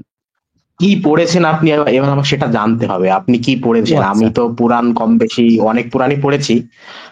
সো আমার একটা ফ্রি টাইমের একটা কাজ হচ্ছে মাইথোলজি নিয়ে গবেষণা করা। সরি, গবেষণা আচ্ছা বলা আচ্ছা। ভুল, আমি কোনো গবেষক আচ্ছা নই। যাই হোক, তবে মানে আপনি এটা এতটুকু তো জানাশোনা আর বুঝতে কি। পেরেছেন যে একই এই শিবলিঙ্গ পূজাটার যে ইতিহাস বা প্রবর্তনটা, এটা ৩-৪টা ভার্সন আছে। তো এটা এই ভার্সন গুলা কেন ক্রিয়েট হয়েছে বলে আপনার আপনি গবেষণায় আপনি কোনটা পেয়েছেন? পড়েছেন সেইটা একটু বলুন আমাকে, তাহলে আমি মনে করতে পারি হয়তোবা যে আপনি কোন বই থেকে কি ভার্সন পড়েছেন। মানে আপনি সংক্ষিপ্ত আকারটা বলুন, আপনাকে বিস্তারিত না, যেতে হবে আমার না, মানে আম- কি আমি যেটা পড়েছিলেন। করছি এটা এটা হচ্ছে যে আসলে ঘটনাটা আসলে ওই যে সেই ঋষিদের ওই বউদের কাছে যে ওটা না, ওটা পার্বতীর সাথেই তার এই বিষয়টা ঘটছিল, কিন্তু ওটা মানে এতটা উত্তেজিত ছিল যে সে আসলে আর ছাড়াতে পারে নাই। এই জন্য ওই ওই স্মৃতিটাকে এইটা তো, স্মরণ করার জন্য এই পূজাটা এইটা প্রবর্তন কোনো হয়েছে আপনি ওই বই থেকে স্মৃতিটাকে। পড়েছিলেন? আচ্ছা, এটা কি হ্যাঁ, আপনি আমি কোনো আমি বই বই থেকে থেকে পড়েছিলেন না পড়েছি। কোনো হ্যাঁ, ওয়েবসাইট আমি থেকে? আমি পড়েছিলাম ওই যে আমি কেন হিন্দু ধর্ম ছেড়ে দিলাম, এটা লিখেছিলেন, এটার নামটা মনে নাই। ওই বইটা আমি আসলে লাইব্রেরি থেকে কিনে পড়েছিলাম এবং না ওই না না, সময় খুব জনপ্রিয় এই ছিল বইটা। এইগুলো শুনুন। আচ্ছা, রেজওয়ান মাহমুদ খান, এইগুলো যখন আপনি কোনো হিন্দুর সামনে গিয়ে বলবেন না, তখন উনি জি। উনি যেটা বলবেন, উনি উনি যেটা বলবেন, এটা তো একজন এক্স হিন্দুর লেখা, এইগুলো তো ভাই ফাও কথা। আচ্ছা আচ্ছা। দেখছেন না, আমি শিব পুরাণ থেকে দেখাচ্ছি, না না তাই না না, তিনি মেনে তিনি নিচ্ছেন না। তিনিও না, এরকম তিনি কোন না ঘটনা না, আপনি পুরাণে তিনি পাবেন মানে না। এরকম, তিনি এরকমই এই শিব পুরাণের মানে দিছিলেন আর কি, রেফারেন্স সহ বইটা লিখেছেন। আমার রেফারেন্স গুলো এখন মনে নাই, কিন্তু আমি এতটুকু বুঝতে পেরেছি যে আপনার আমি রেফারেন্সটা পাইনি কখনো। শুভঙ্কর দা, না না, আমি এতটুকু বুঝতে পেরেছি আপনার আপনার যে স্টোরিটা যেটা আপনি শো করলেন সেটা শুভঙ্কর দা মানতে পারছেন না। আবার আমার স্টোরিটা ভিন্ন রকম। এখানেই আমরা দেখলাম যে তিনজন তিন ধরনের স্টোরি পড়েছি। তো এই যে একই একই পূজার প্রবর্তনটা তিন ধরনের স্টোরি, আমি বাকিগুলো না গেলাম, এইটা কেন ঘটে বলে আপনার পার্সোনাল, আপনি যে বললেন আমি এইগুলো মাইথোলজি নিয়ে আমি গবেষণা করি, আপনার গবেষণায় আপনি কি পেয়েছেন যে আসলে স্টোরিগুলো ডিফারেন্ট কেন হয়? আসলে এইটা যে বিষয়টা না, এইটা তো কোনো ঐশ্বরিক বাণী না, এইটা হচ্ছে এই যে ঋষিদের কথা। হ্যাঁ, পুরাণ হচ্ছে ঋষিদের কথা, পুরাণ কিন্তু কোনো ঐশ্বরিক বাণী না। এক ঋষি অন্য ঋষিকে গল্প বলছেন, এবং এইটাই হচ্ছে পুরাণ, বুঝলেন? সো মানে পুরাণকে কিন্তু কোনো হিন্দু বলবে না যে এটা ঐশ্বরিক বাণী। ঐশ্বরিক বাণী হিসেবে তারা যেটা মানে সেটা হচ্ছে বেদ। হ্যাঁ, বেদের ঋষি এবং আপনার যে বেদের যে আপনার হাদিসে যেটাকে বলে রাবি, সেটাকে বেদে বলে ঋষি। এবং ওই ওইখানে একজন দেবতা থাকে, একজন দেবতা একজন ঋষি। হ্যাঁ, সো এটা হচ্ছে তারা বেদে মানে। এবার বেদেরও আলাদা আলাদা ভার্স আছে, আলাদা আলাদা বিকৃত করা হয়েছে বেদকেও। বাট এই যে যে পুরাণের যে বিষয়টা, এটা হচ্ছে এক একজন এক এক রকম গল্প বলেছেন, বুঝলেন? আর এক একজন না এক এক তবে রকম গল্প তবে বলার অসীম দা, কারণে এক একটা অসীম দা পুরাণের আমার, চরিত্র। আচ্ছা অসীম দা, আমার যেটা মনে হচ্ছে যে আপনাদের এই যে পুরাণের কাহিনীগুলো অনেকটা ওই যে মুসলিমদের হাদিসের মতো কাহিনী আর কি, এক এক রাবি আর কি এক এক ভাবে স্টোরি বর্ণনা করেছেন, তাই নয় কি? রাইট। হ্যাঁ হ্যাঁ, আরো আরো একটা জিনিস হচ্ছে কি বলুন তো, এই যে যে আপনার ইসের যেমন বিষয়টা আমি ধরুন, আপনাকে আমি আপনার, আপনাকে একটা এক্সাম্পল, জি বলুন। বলুন, আপনি বলুন, শেষ করুন আগে। যেমন আমি একটা এক্সাম্পল দেই, যেমন কোরআনে সূরা তাহরিমে একটা স্টোরি বলা আছে যে হে নবী, আল্লাহ যা তোমার জন্য হালাল করেছে তুমি কেন স্ত্রীদের খুশি করার জন্য হারাম করেছো। ওখানে কোরআনে কিন্তু ডিটেলস কোনো কাহিনী নাই, কিন্তু এটার এটার হাদিসে দুই ধরনের স্টোরি এসেছে। একটা স্টোরি এসেছে যে নবী কোন একটা খাদ্যদ্রব্য হারাম করেছিল, এই ধরনের হাদিস এসেছে। আবার আরেক ধরনের একটা স্টোরি এসেছে যে তিনি এক দাসীর সাথে স্ত্রীর অনুপস্থিতিতে দাসীর সাথে তিনি সময় দিতে গেছিলেন, হাতে নাতে ধরা পড়েছেন। তো এই দুই ধরনের স্টোরি আছে, কিন্তু কোরআনে কিন্তু আসলে এই একটা স্টোরিও নাই। তো আমার যেটা মনে হচ্ছে যে আসলে এই যে এই পুরাণগুলো আসলে এই মুসলিমদের অনেকটা হাদিসের মতো আর কি, যে ম্যানমেড হওয়ার কারণে আসলে স্টোরিগুলো ডিফারেন্ট ডিফারেন্ট হয়েছে। মানে আমি ঠিক আমার মনে হওয়াটা ঠিক হচ্ছে কিনা এটা আপনার কাছে জানতে চাচ্ছি। হ্যাঁ, আসলে এইটাই আর কি, যে এক একজন ঋষি এক এক ভাবে বর্ণনা করেছেন। সো এই এক একজনের বর্ণনা এক এক রকম হওয়ার কারণে এই মানে ঝামেলাগুলো বা গোঁজামিলগুলো দেখা দেয়। হ্যাঁ, কৃষ্ণ সম্পর্কেও সেম জিনিস। কৃষ্ণকে আপনি যদি মহাভারতের কৃষ্ণকে দেখেন, আপনার মনে হবে বাপরে বাপ, ইনি তো একজন বলিষ্ঠ নেতৃত্বের একজন মানুষ। হ্যাঁ, সো ইনি এনাকে আপনি আমি আমি যদি মানে বলি যে উনি ধরুন গ্রেট আপনি ফাইটার, যদি গ্রেট জীবন, ফাইটার, হ্যাঁ, গ্রেট ফাইটার, গ্রেট ওয়ারিয়ার, হ্যাঁ, গ্রেট গ্রেট একজন লিডার, মানুষ, লিডার আবার অলসো। সেম হ্যাঁ, কৃষ্ণকে, হ্যাঁ, great great leader also. But আপনি সেম কৃষ্ণকে যখন ভগবত পুরাণে পড়বেন, আপনার মনে হয়, এই বেটা তো লুচ্চা, এ বেটা 16,000 বিয়ে করতো, এই বেটা মানে মেয়েদের জামা কাপড় নিয়ে মানে গাছে টানিয়ে রাখতো, এই বেটা তো বিশাল লুচ্চা লোক। হ্যাঁ, সো এইটাই আর কি বিষয়, যে আপনি যখন পুরাণের ইকে পড়বেন, কৃষ্ণকে পড়বেন, তখন মনে হবে এই শালা হচ্ছে লুচ্চা। আর যখন আপনি আপনি মহাভারতের বা গীতার কৃষ্ণকে দেখবেন, স্পেসিফিকলি যদি আমি বলি গীতার কৃষ্ণকে দেখবেন, তখন মনে হবে যে বাপরে বাপ, ইনি তো একজন বিশাল ওয়ারিয়ার, বিশাল একজন মানে আপনার ব্যক্তিত্ব সম্পূর্ণ লোক। এবং উনি কিন্তু মানুষকে মানে, আমি যদি পার্সোনালি বলি, আমি যতগুলো ধর্মগ্রন্থ পড়েছি আজ অব্দি, আমি কিন্তু বেদ পড়েছি, রামায়ণ পড়েছি, গীতা পড়েছি, কোরআন পড়েছি, এমনকি তাওরাতও কিছুটা পড়ার চেষ্টা করেছি। তারপরে আপনার বাইবেল, হ্যাঁ, তারপরে আপনার ধরুন মানে চেষ্টা করেছি, আমি পড়েছি বলছি না। এবং ত্রিপিটক আমি পড়তে মানে ত্রিপিটক প্রথমেই আমার মেজাজ খারাপ হয়ে যায়, যার জন্য আমি ত্রিপিটক আর এগোইনি, বুঝলেন? সো মানে বৌদ্ধ দর্শনের সঙ্গে ত্রিপিটকের যে দর্শন, এটা আমার সামঞ্জস্য মনে হয়নি, যার জন্য আমি ত্রিপিটক একদম প্রথমেই বাদ দিয়ে দিয়েছি। সো ওই যে যে না, বিষয়গুলো আর কি। ত্রিপিটকটা তো আমরা দেখুন, যতদূর জানি যে খুব টপ ক্লাস দর্শন ওটার মধ্যে। হাও একদম আমি যেটা বলি আপনাকে, আমি আমি যদিও ভিতর অব্দি পড়িনি, আমার প্রথমেই মেজাজ আচ্ছা খারাপ হয়ে আচ্ছা গেলে আচ্ছা। কোনো বইতে, ধরুন যদি মানে বিসমিল্লাহ গলত থাকে, তখন আর আমি সেই বইটা পড়ি না, আচ্ছা আচ্ছা। আচ্ছা, বুঝলেন? তাহলে সো আমরা কি ওইটার, বলতে পারি যে আসলে এই যে পুরাণ ইজ ইকুয়াল টু এই যে মুসলিমদের এই যে ম্যান মেড হাদিস, অথবা আমরা বলতে পারি হাদিস ইজ ইকুয়াল টু হিন্দুদের ম্যান মেড পুরাণ, হ্যাঁ, অবশ্যই বলতে পারি অবশ্যই কিনা? অবশ্যই। হ্যাঁ, অবশ্যই। দেখুন, আমি আমি পার্সোনালি ঈশ্বরে বিশ্বাসী নই, তো ওই জন্য আমি আপনাদের সঙ্গে এইটার সঙ্গে পুরোপুরি একমত যে এই এই পুরাণগুলো হচ্ছে ম্যানমেড। ওরা কিন্তু দাবি করছে যে এটা ম্যানমেড, হ্যাঁ, ওরা ওরা কিন্তু বলতেছেই যে এটা কিন্তু ম্যানমেড, এটা কিন্তু ঈশ্বরিক বাণী না। হাদিসে যেমন ওই যে আপনার হাদিসগুলো, এটাকে কি বলে, যে হাদিসগুলো আল্লাহর নামে চালানো হয়, হাদিসে কুদসি। হাদিসে কুদসি, হাদিসে কুদসি। কুদসি কিন্তু, হ্যাঁ, হাদিসে কুদসির বিষয়টা কিন্তু এটা কিন্তু এক জিনিস না। হ্যাঁ, মানে হাদিসে কুদসি তো আল্লাহর নামে চালানো হয়, কিন্তু এরা যে যে জিনিসগুলো চালায় এরা এরা এইগুলো এরা কিন্তু মানে অ্যাটলিস্ট বলেই দেয়। একদিক থেকে মানে এদের ইন্টিগ্রিটি বা সততাটা আছে, যে তারা অন্তত ভগবানের নামে চালিয়ে দেয় না কোনো কিছু, যেটা ইসলাম ধর্মে আসলে হ্যাঁ, খুব রাইট, খারাপ ভাবে এটা প্রভাবটা আছে, তাই তো? রাইট। হ্যাঁ, হ্যাঁ, ওইটাই আমি বলছিলাম আর কি।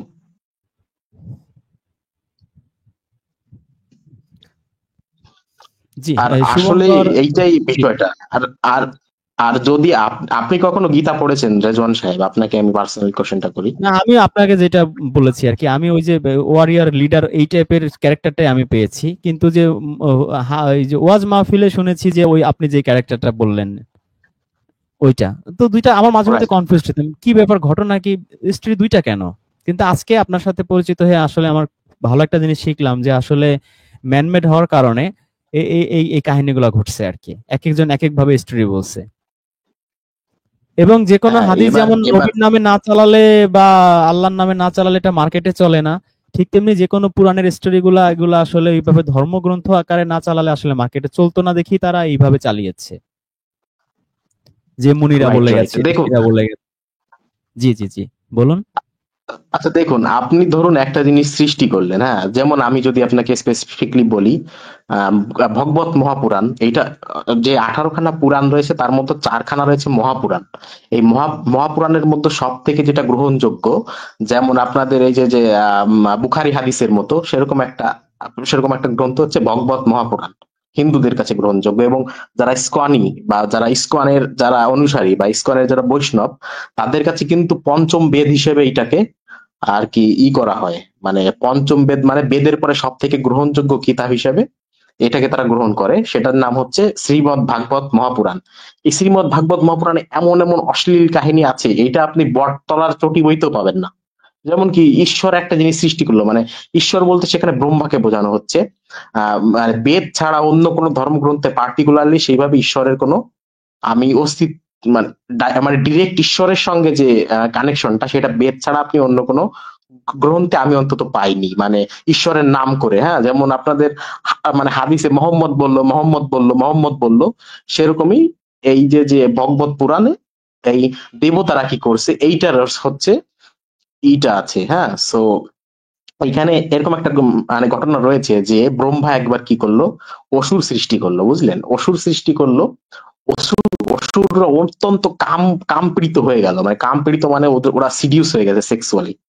হ্যাঁ, সেক্সুয়ালি সিডিউস হয়ে কি করলো এবার, মানে কুল কিনারা না পেয়ে ব্রহ্মার গাড় মারতে এলো। এইটা হচ্ছে মানে ধর্মগ্রন্থের কথা। এইটা আপনি কিভাবে দেখেন? আমি অহল্যার ঘটনাটা পড়েছি। অহল্যার ঘটনাটা কি আপনি পড়েছিলেন? হ্যাঁ, অহল্যার ঘটনা কি, এই যে যে ইন্দ্র আর অহল্যা, ইন্দ্র তো দেবরাজ একটা টপ ইন্দ্র, হ্যাঁ। ক্লাসের লুচ্চা হিসেবে দেখানো হয় পুরাণে, আবার ইন্দ্রকে সে তো কিন্তু সে তো দেব একজন সে তো গ্রেট দেবরাজ ওয়ারিয়ার। ইন্দ্র। সে তো দেবরাজ ইন্দ্র। হ্যাঁ, অহল্যাকে ধর্ষণ করেছিল তো স্বর্গের রাজা দেব, মানে দেবরাজ ইন্দ্র। তার তার স্ত্রী, তার আর কি তার গুরুদেবের স্ত্রী ছিল অহল্যা। সে অত্যন্ত রূপবান এবং সুন্দরী ছিল। এবার ইন্দ্র কি করলো যে আপনার তার একদিন তার ওই যে মানে গোসল করে গুরুদেবের আসছিল। স্ত্রীকে দেখে, গোসল গোসল হ্যাঁ করে হ্যাঁ, আসছিল। গোসল করে হ্যাঁ। আসছিল। হ্যাঁ, তো তাকে দেখে লোভ সামলাতে পারলো না, সো সে তার স্বামীর রূপ ধরে তার সঙ্গে সহবাস করে, এবং মাঝ পথে এসে দুইজন টের পেয়ে যায়, মানে ওই অহল্যা টের পেয়ে যায় এই আসলে আমার স্বামী না, আসলে ইন্দ্র। তখন আর কি এই মানে তখন আর থামারও কোনো মানে পরিস্থিতি ছিল না, তখন তারা সঙ্গমটা চালিয়ে যায়, এবং পরবর্তীতে গৌতম ঋষি তাকে অভিশাপ দেয় যে তুমি পাথর হয়ে যাও, এবং ইন্দ্রকে অভিশাপ দেয় তোমার শরীরে লক্ষ যোনির সৃষ্টি হোক। হ্যাঁ, কিছু বলবেন আপনি মাঝখানে? না, না, আমি এটাই পড়েছি। মানে এক্সাক্ট সেম কাহিনীটা আমি পড়েছি। হ্যাঁ, সো এই যে যে এই যে এইগুলো তো ভাই মানে কি বলবো। এবার আপনি যদি ইসের ফিলোসফিক্যাল দিক থেকে দেখেন, আমার কাছে আমি যতগুলো ধর্মগ্রন্থ পড়েছি, আপনার কাছে আমার কাছে সব থেকে ফিলোসফিক্যাল মনে হয়েছে গীতাকে। হ্যাঁ, সো গীতার মধ্যে আপনি কিছু তেমন ভুল আপনি ধরতে পারবেন না। ধরুন কিছু কিছু বৈজ্ঞানিক ভুল আপনি বলতে পারেন, যেমন কি এক জায়গায় লেখা আছে যে বায়ুশূন্য স্থানে প্রদীপ শিখা যেমন কম্পিত হয় না, সেরকম কম্পিত না হয়ে আহ, মানে এবার আপনি বলতে পারেন যে বায়ুশূন্য স্থানে প্রদীপ জ্বলে কি করে? প্রদীপ জ্বলার জন্য তো বায়ুর দরকার, বা প্রদীপ বা আগুন জ্বলার জন্য তো বায়ুর দরকার। সো এই যে যে বায়ুটা তুমি পাবে কোথায় যদি ইটা না হয়, মানে আগুন আগুন জ্বালানোর জন্য তুমি যদি বায়ু না থাকে তাহলে তুমি আগুন জ্বালানোর জন্য পাবে কোথায়? কিন্তু ভাই ওই সময় আপনি চিন্তা করে দেখুন, তখন কিন্তু মানুষের এতটাও আসলে এইগুলো তো মূলত মানুষেরই লেখা। সো আসলে ওইখানে কিন্তু স্বীকার করা আছে মানে গীতা কিন্তু শ্রীকৃষ্ণের বাণী। হ্যাঁ, এবং লিখেছেন কি বেদব্যাস। এটা এটা কিন্তু ঈশ্বরের বাণী না। হ্যাঁ, এটা কিন্তু বলা আছে রেজওয়ান সাহেব, আপনি যদি জানেন আর কি। সো ওই ওই সময়ের মানুষের মানে চিন্তা করার ক্ষেত্র তো অতটা ছিল না। ওনারা বুঝিয়েছেন বায়ুশূন্য স্থান বলতে যেখানে বায়ু চলাচল কম। এরকম দুই একটা ভুল আপনি পাবেন, এছাড়া কোনো বৈজ্ঞানিক ভুল কিন্তু আপনি পাবেন না। এবং সেখানে কিন্তু যে বিষয়টা বলা আছে যুদ্ধের জন্য, যুদ্ধের জন্য অর্জুনকে সে বারবার বলছে যে তুমি যুদ্ধ করো, যুদ্ধ করো, ওয়ারিয়ার হও। হ্যাঁ, লিডারশিপটা নাও, বা তুমি যদি বাঁচতে চাও তাহলে তোমাকে যে লড়াইটা করতে হবে সেটার বিষয়ে কিন্তু কৃষ্ণ ওখানে বোঝাচ্ছেন। সো এটা আমার কাছে মনে হয়েছে যে না, এটা আমার কাছে ফিলোসফিক্যাল দিক থেকে অনেকটা মহত্বপূর্ণ মনে হয়েছে। যদি আপনি হিন্দু ধর্মের কোনো গ্রন্থ পড়তে চান, আমি মনে করি যে মানে দর্শকদের ক্ষেত্রেও গীতাটা পড়া উচিত, অর্থ সহ না, বুঝে, না বুঝে পড়া আমিও উচিত না। আপনার সাথে পুরোপুরি একমত। কিন্তু আমার প্রশ্ন হচ্ছে যে আপনি যে স্টোরিগুলো বললেন বা আমরা যেগুলো জানি, হ্যাঁ, হতে পারে কিছু কিছু চেঞ্জ বা, কিন্তু ওভারঅল যতগুলো স্টোরি আছে একেবারে সে সরস্বতী, ব্রহ্মা, দেবরাজ ইন্দ্র, অহল্যা, কৃষ্ণ, শিব, এভরিওয়ান, এই স্টোরিগুলো তো ফ্যামিলিতে পড়া হয় বা অনেক সময় বলা হয় বা মন্দিরে বা বিভিন্ন জলসায় এগুলো বলা হয়। তো এক্ষেত্রে ফ্যামিলিগত ভাবে তারা মানে এই এই এই স্টোরিগুলো শোনার পর ধর্মের প্রতি তাদের ভক্তিটা কি বাড়ে, না একটু মনে হয় যে কখনো কখনো তারা একটু দোটানায় পড়ে যায় যে আসলে কি হচ্ছে, মানে এরা রিলিজিয়াস, এরা কি কি করে গেল এগুলো, মানে হোয়াট ইজ দিস, এরকম কোনো সংশয় বা এরকম কোনো চিন্তা মানে জেনারেলি সাধারণ হিন্দুদের মাথায় আসে কিনা, নাকি এটার এমন কোনো কিছু আছে যেগুলোর কারণে আসলে তারা এগুলাকে খুব পজিটিভলি নেয়? আসলে প্রথমত বিষয়টা হচ্ছে কি, হিন্দুরা তাদের ধর্মগ্রন্থ পড়ে না, বুঝলেন? কোনো না, আপনি আমি তো স্টোরির কথা 90%। বলছি। স্টোরিগুলো তো তারা জানে বা শোনে। শোনার পর কি এদের সম্পর্কে তাদের মানে ধারণাটা কি পজিটিভ হয় না নেগেটিভ হয়, নাকি এটা তারা কিছু মনেই করে না? যদি কিছু মনেই না করে সেক্ষেত্রে কোন বিষয়টা ইম্প্যাক্ট ফেলে? আচ্ছা, আপনার প্রশ্নটা আমি ভালোভাবে বুঝতে পারিনি, প্রশ্নটা একটু আরেকবার করুন। মানে যেই মানে সরস্বতী বলেন, অহল্যা বলেন, দেবরাজ ইন্দ্র বলেন, শিব বলেন, কৃষ্ণ বলেন, এদের যতগুলো স্টোরি আছে মানে এই যে এই মানে এই টাইপের আর কি স্টোরিগুলো, যখন একটা ফ্যামিলিতে একটা ছোট বাচ্চা মনে করেন 15-20 বছর বয়স, এই এজের যখন নতুন নতুন নতুন ধর্ম সম্পর্কে জানতে আগ্রহী হয় যে কোনো ঘরের একটা সন্তান, সেই স্টোরিগুলো পড়ার পরে এই দেব দেবী সম্পর্কে বা ভগবান সম্পর্কে তো তার নেগেটিভ ধারণা হওয়ার কথা, কিন্তু জেনারেলি আমরা দেখি হয় না, তাই না? তারা এটা খুব পজিটিভলি নেয়। আসলে এটা এটা কেন হয়? এটা কেন হয়?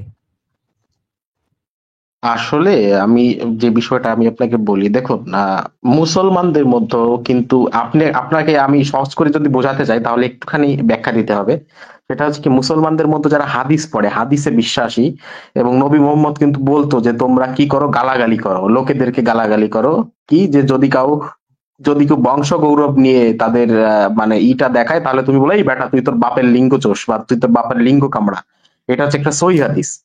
হ্যাঁ, তো না না না এই না না হাদিস না পড়ার না পরেও কিন্তু অসীমদা, অসীমদা আমি বলি, মানে তুলনা যদি করি, মানে কম্পেয়ার টু মানে হিন্দু রিলিজিয়ন, ইসলাম ধর্মের সর্বোচ্চ 5% এই টাইপের হবে, বা এর চেয়ে বেশি খোলামেলা না, হয়তো দুই একটা গালিগালাজ বা নবীর এতটা বউ ছিল, 6 বছরের বাচ্চা বিয়ে করছে, এই টাইপের আর কি হাদিসে আছে। কিন্তু এইরকম ওপেন নেকেডলি এত এই স্ত্রীগুলো কিন্তু আসলে ইসলাম ধর্মে সেইভাবে নাই। এটা তো আপনি নিশ্চয়ই জানেন। আসলে আসলে আমি আমি ওইটা আপনাকে একটুখানি ব্যাখ্যা দিলে আপনার এই প্রশ্নটা থাকতো না, আমি যতটা মনে করি। আচ্ছা আচ্ছা, জি জি বলুন। সো এই যে যে মানে বিষয়গুলো, যে তারা যখন ধর্মান্ধ হয়, হ্যাঁ, ধর্মান্ধ হয়ে তখন তারা এইগুলো যখন পড়েও, ধরুন একটা বাচ্চা কিন্তু কোনোদিন এইটা পড়তে যায় না। আমি আমি কিন্তু যখন এই আমার একটা ইন্টারেস্ট থেকে আমি পড়েছি, আমার কিন্তু বাড়ির কেউ পড়ায়নি যে তুমি এটা পড়ো বা তুমি এটা জানো, এই জন্য কিন্তু আমি পড়িনি। হ্যাঁ, আমি এটা পড়েছি কি আমার কৌতূহলের জায়গা থেকে। এবার আমার মতো কৌতূহলী কজন আছে এবং কজন এটাকে নিরপেক্ষভাবে জাজ করতে পারে সেটার একটা বিষয় আছে। হ্যাঁ, এবার নিরপেক্ষভাবে যারা জাজ করতে পারে তাদের এটার বিষয়ে ধর্মের একটাই হবে। এবার যারা ধর্মগুরুরা পড়ে তারা কি করে, তারা এটা নিয়ে ধর্ম ব্যবসা করবে। হ্যাঁ, ধর্ম ব্যবসা করার জন্য যতটা গোজামিল, টেনা, টুপি যতটা দেওয়া যায় ততটা তারা দিয়ে তারপরে এইগুলো আর কি মানুষের সামনে উপস্থাপন করে। যেমন আমি যদি আপনাকে একটা উদাহরণস্বরূপ বলি, আমি একজন গুরুদেবের একটা শুনছিলাম আর কি, কৃষ্ণের রাসলীলা সম্পর্কে। এবার কৃষ্ণের রাসলীলা বিষয়টা কি,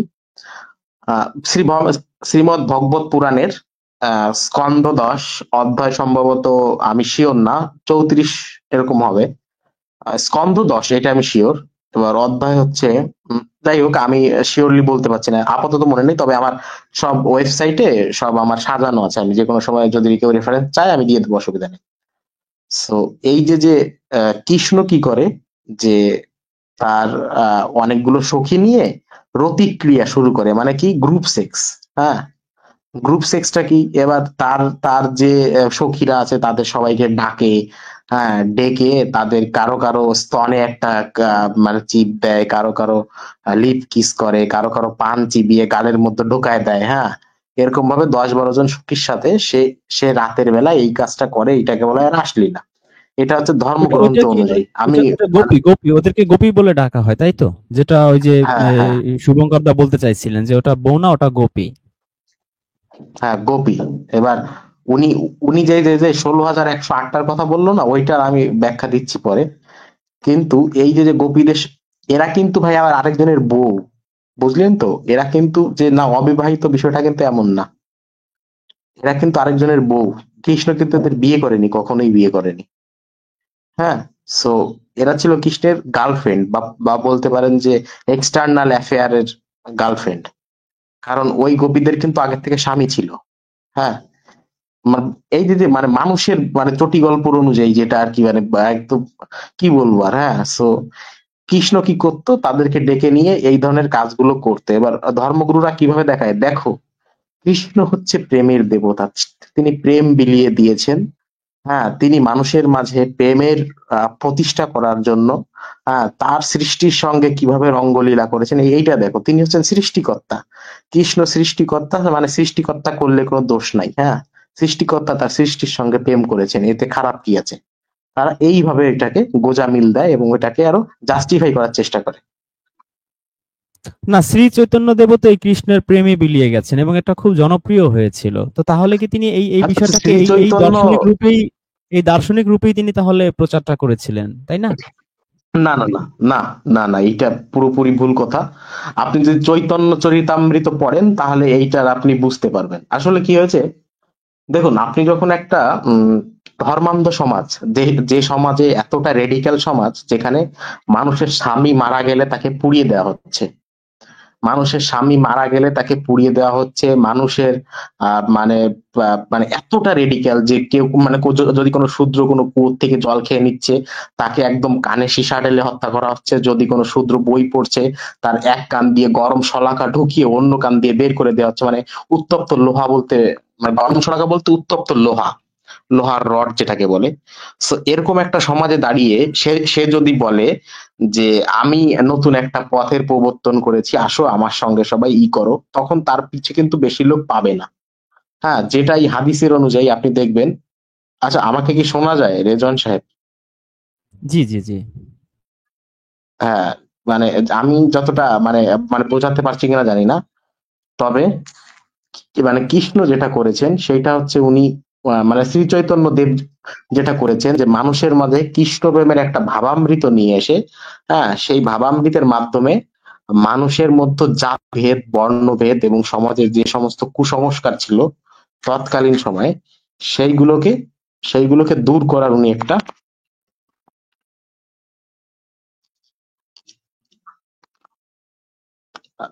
আচ্ছা, এখন শোনা যায়? আমার মানে মাঝখানে একটু সমস্যা হয়ে গেছিল।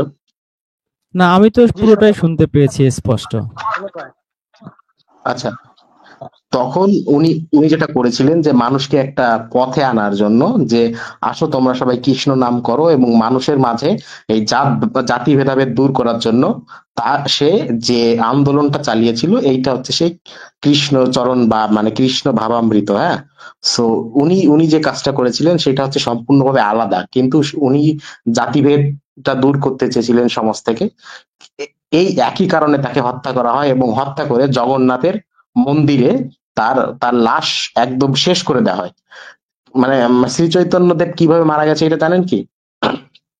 মানে হোয়াট ওয়াজ হিজ ফল্ট? তার ফলটা হচ্ছে কি, সে তৎকালীন ব্রাহ্মণদের বিরুদ্ধে গিয়ে, হ্যাঁ, তৎকালীন ব্রাহ্মণদের বিরুদ্ধে গিয়ে, যেমন আপনারা ধরুন না, আবার রেজওয়ান সাহেব আপনি যদি আজকে মুখ দেখিয়ে কথা বলেন এবং বলেন যে হাদিস বলে কিছু নাই, হ্যাঁ, তাহলে কি আপনার এটা কি ম্যানমেড, কল্লা এগুলো থাকবে সব আপনি মনে ম্যানমেড। করেন? হ্যাঁ, এটা বললে থাকবে না। হ্যাঁ, হ্যাঁ, মানে কল্লা থাকবে না আপনার। হ্যাঁ, আপনার বাড়ি গিয়ে আপনাকে জবাই করে আপনাকে মনে করেন রোস্ট করে খেয়ে নেবে। সো চৈতন্যদেবও সেম কাজটা করেছিলেন, যার জন্য তিনি সৃষ্টিকর্তার একটা রূপ নিয়ে বা ধরুন মানে মানে সৃষ্টিকর্তার যে বিষয়টা নিয়ে সেটা নিয়ে উনি কাজ করেছিলেন এবং বলেছিলেন যে জাতিভেদ তোমরা ত্যাগ করো, যেমন আপনি বলছেন হাদিস ত্যাগ করো। হ্যাঁ, সো উনিও সেম কাজটা করেছিলেন, যার দরুন উনাকে হত্যা করে একদম আপনার এই পুরীর জগন্নাথ মন্দিরে তাকে একদম হত্যা করে শেষ করে দেওয়া হয়। আপনি যদি এই এই হিস্টোরিটা পুরো পড়তে চান, আপনাকে আমি একটা বই দিতে পারি, বইয়ের নাম বলতে পারি, সেটা হচ্ছে কি চৈতন্যদেবের শেষকৃত্য, এরকম একটা বই আপনি যদি সার্চ করেন গুগলে পেয়ে যাবেন। না, So, আমার মনে হয় যে আপনি আমাদের বুঝতে আমাদের পারবেন যে জামিল স্ট্রাগলটা কি আমাদের ছিল। জামিল আমার মনে হয় যে আমাদের জামিল ভাই এই যুগের শ্রী চৈতন্যদেব হইতে পারে। তাকে জগন্নাথ মন্দিরে তাকে একই কাজ করা হবে। জামিল ভাই, আপনি কি বলেন? অলরেডি তাকে জগন্নাথ মন্দিরে না, হ্যাঁ, আয়োজন চলতেছে, জামিল ভাই বলুন। অলরেডি আয়োজন চলতেছে আমাকে নিয়ে দেখছেন, এলাকায়। অজন্তা মিলে গেছে হিসাব। আয়োজন আসলে চলতেছে। আপনি তো শ্রী চৈতন্যদেব হয়ে যাবেন তাহলে। ওনাকে জগন্নাথ মন্দিরে না করলেও সম্ভবত বাইতুল মুকাররমে হতে পারে, এটা মনে হয়। আল্লাহ। বুঝলেন? তাহলে So, ওনারা আসলে একটা জিনিস জি। করেছিলেন, সেটা হচ্ছে ধর্মের রিফর্ম করার চেষ্টা করেছেন, যার জন্য ওনাকে হত্যা করা হয়। তাহলে এই যে যারা এই যে আজকে এই যে কোরআনের এই যে যারা আছেন, এই যে মানিক হোসেন, আমিনুর ভাই, তার সুমাইয়া, রাসেল, শীতল রহমান, বাবুল হোসেন, মোহাম্মদ বাবুল, শিফা বেগম, রবিউল, আপনারা সবাই এই যে শুনলেন আমাদের অসীমদার কাছে, আপনাদের সবার পরিণতি কিন্তু শ্রী চৈতন্য দেবের মতো হওয়ার খুবই সম্ভাবনা আছে। আপনারা ইসলামকে রিফর্ম করার চেষ্টা করছেন এবং জামিল ভাই অলরেডি বলেও ফেলেছেন যে আমার আয়োজন চলতেছে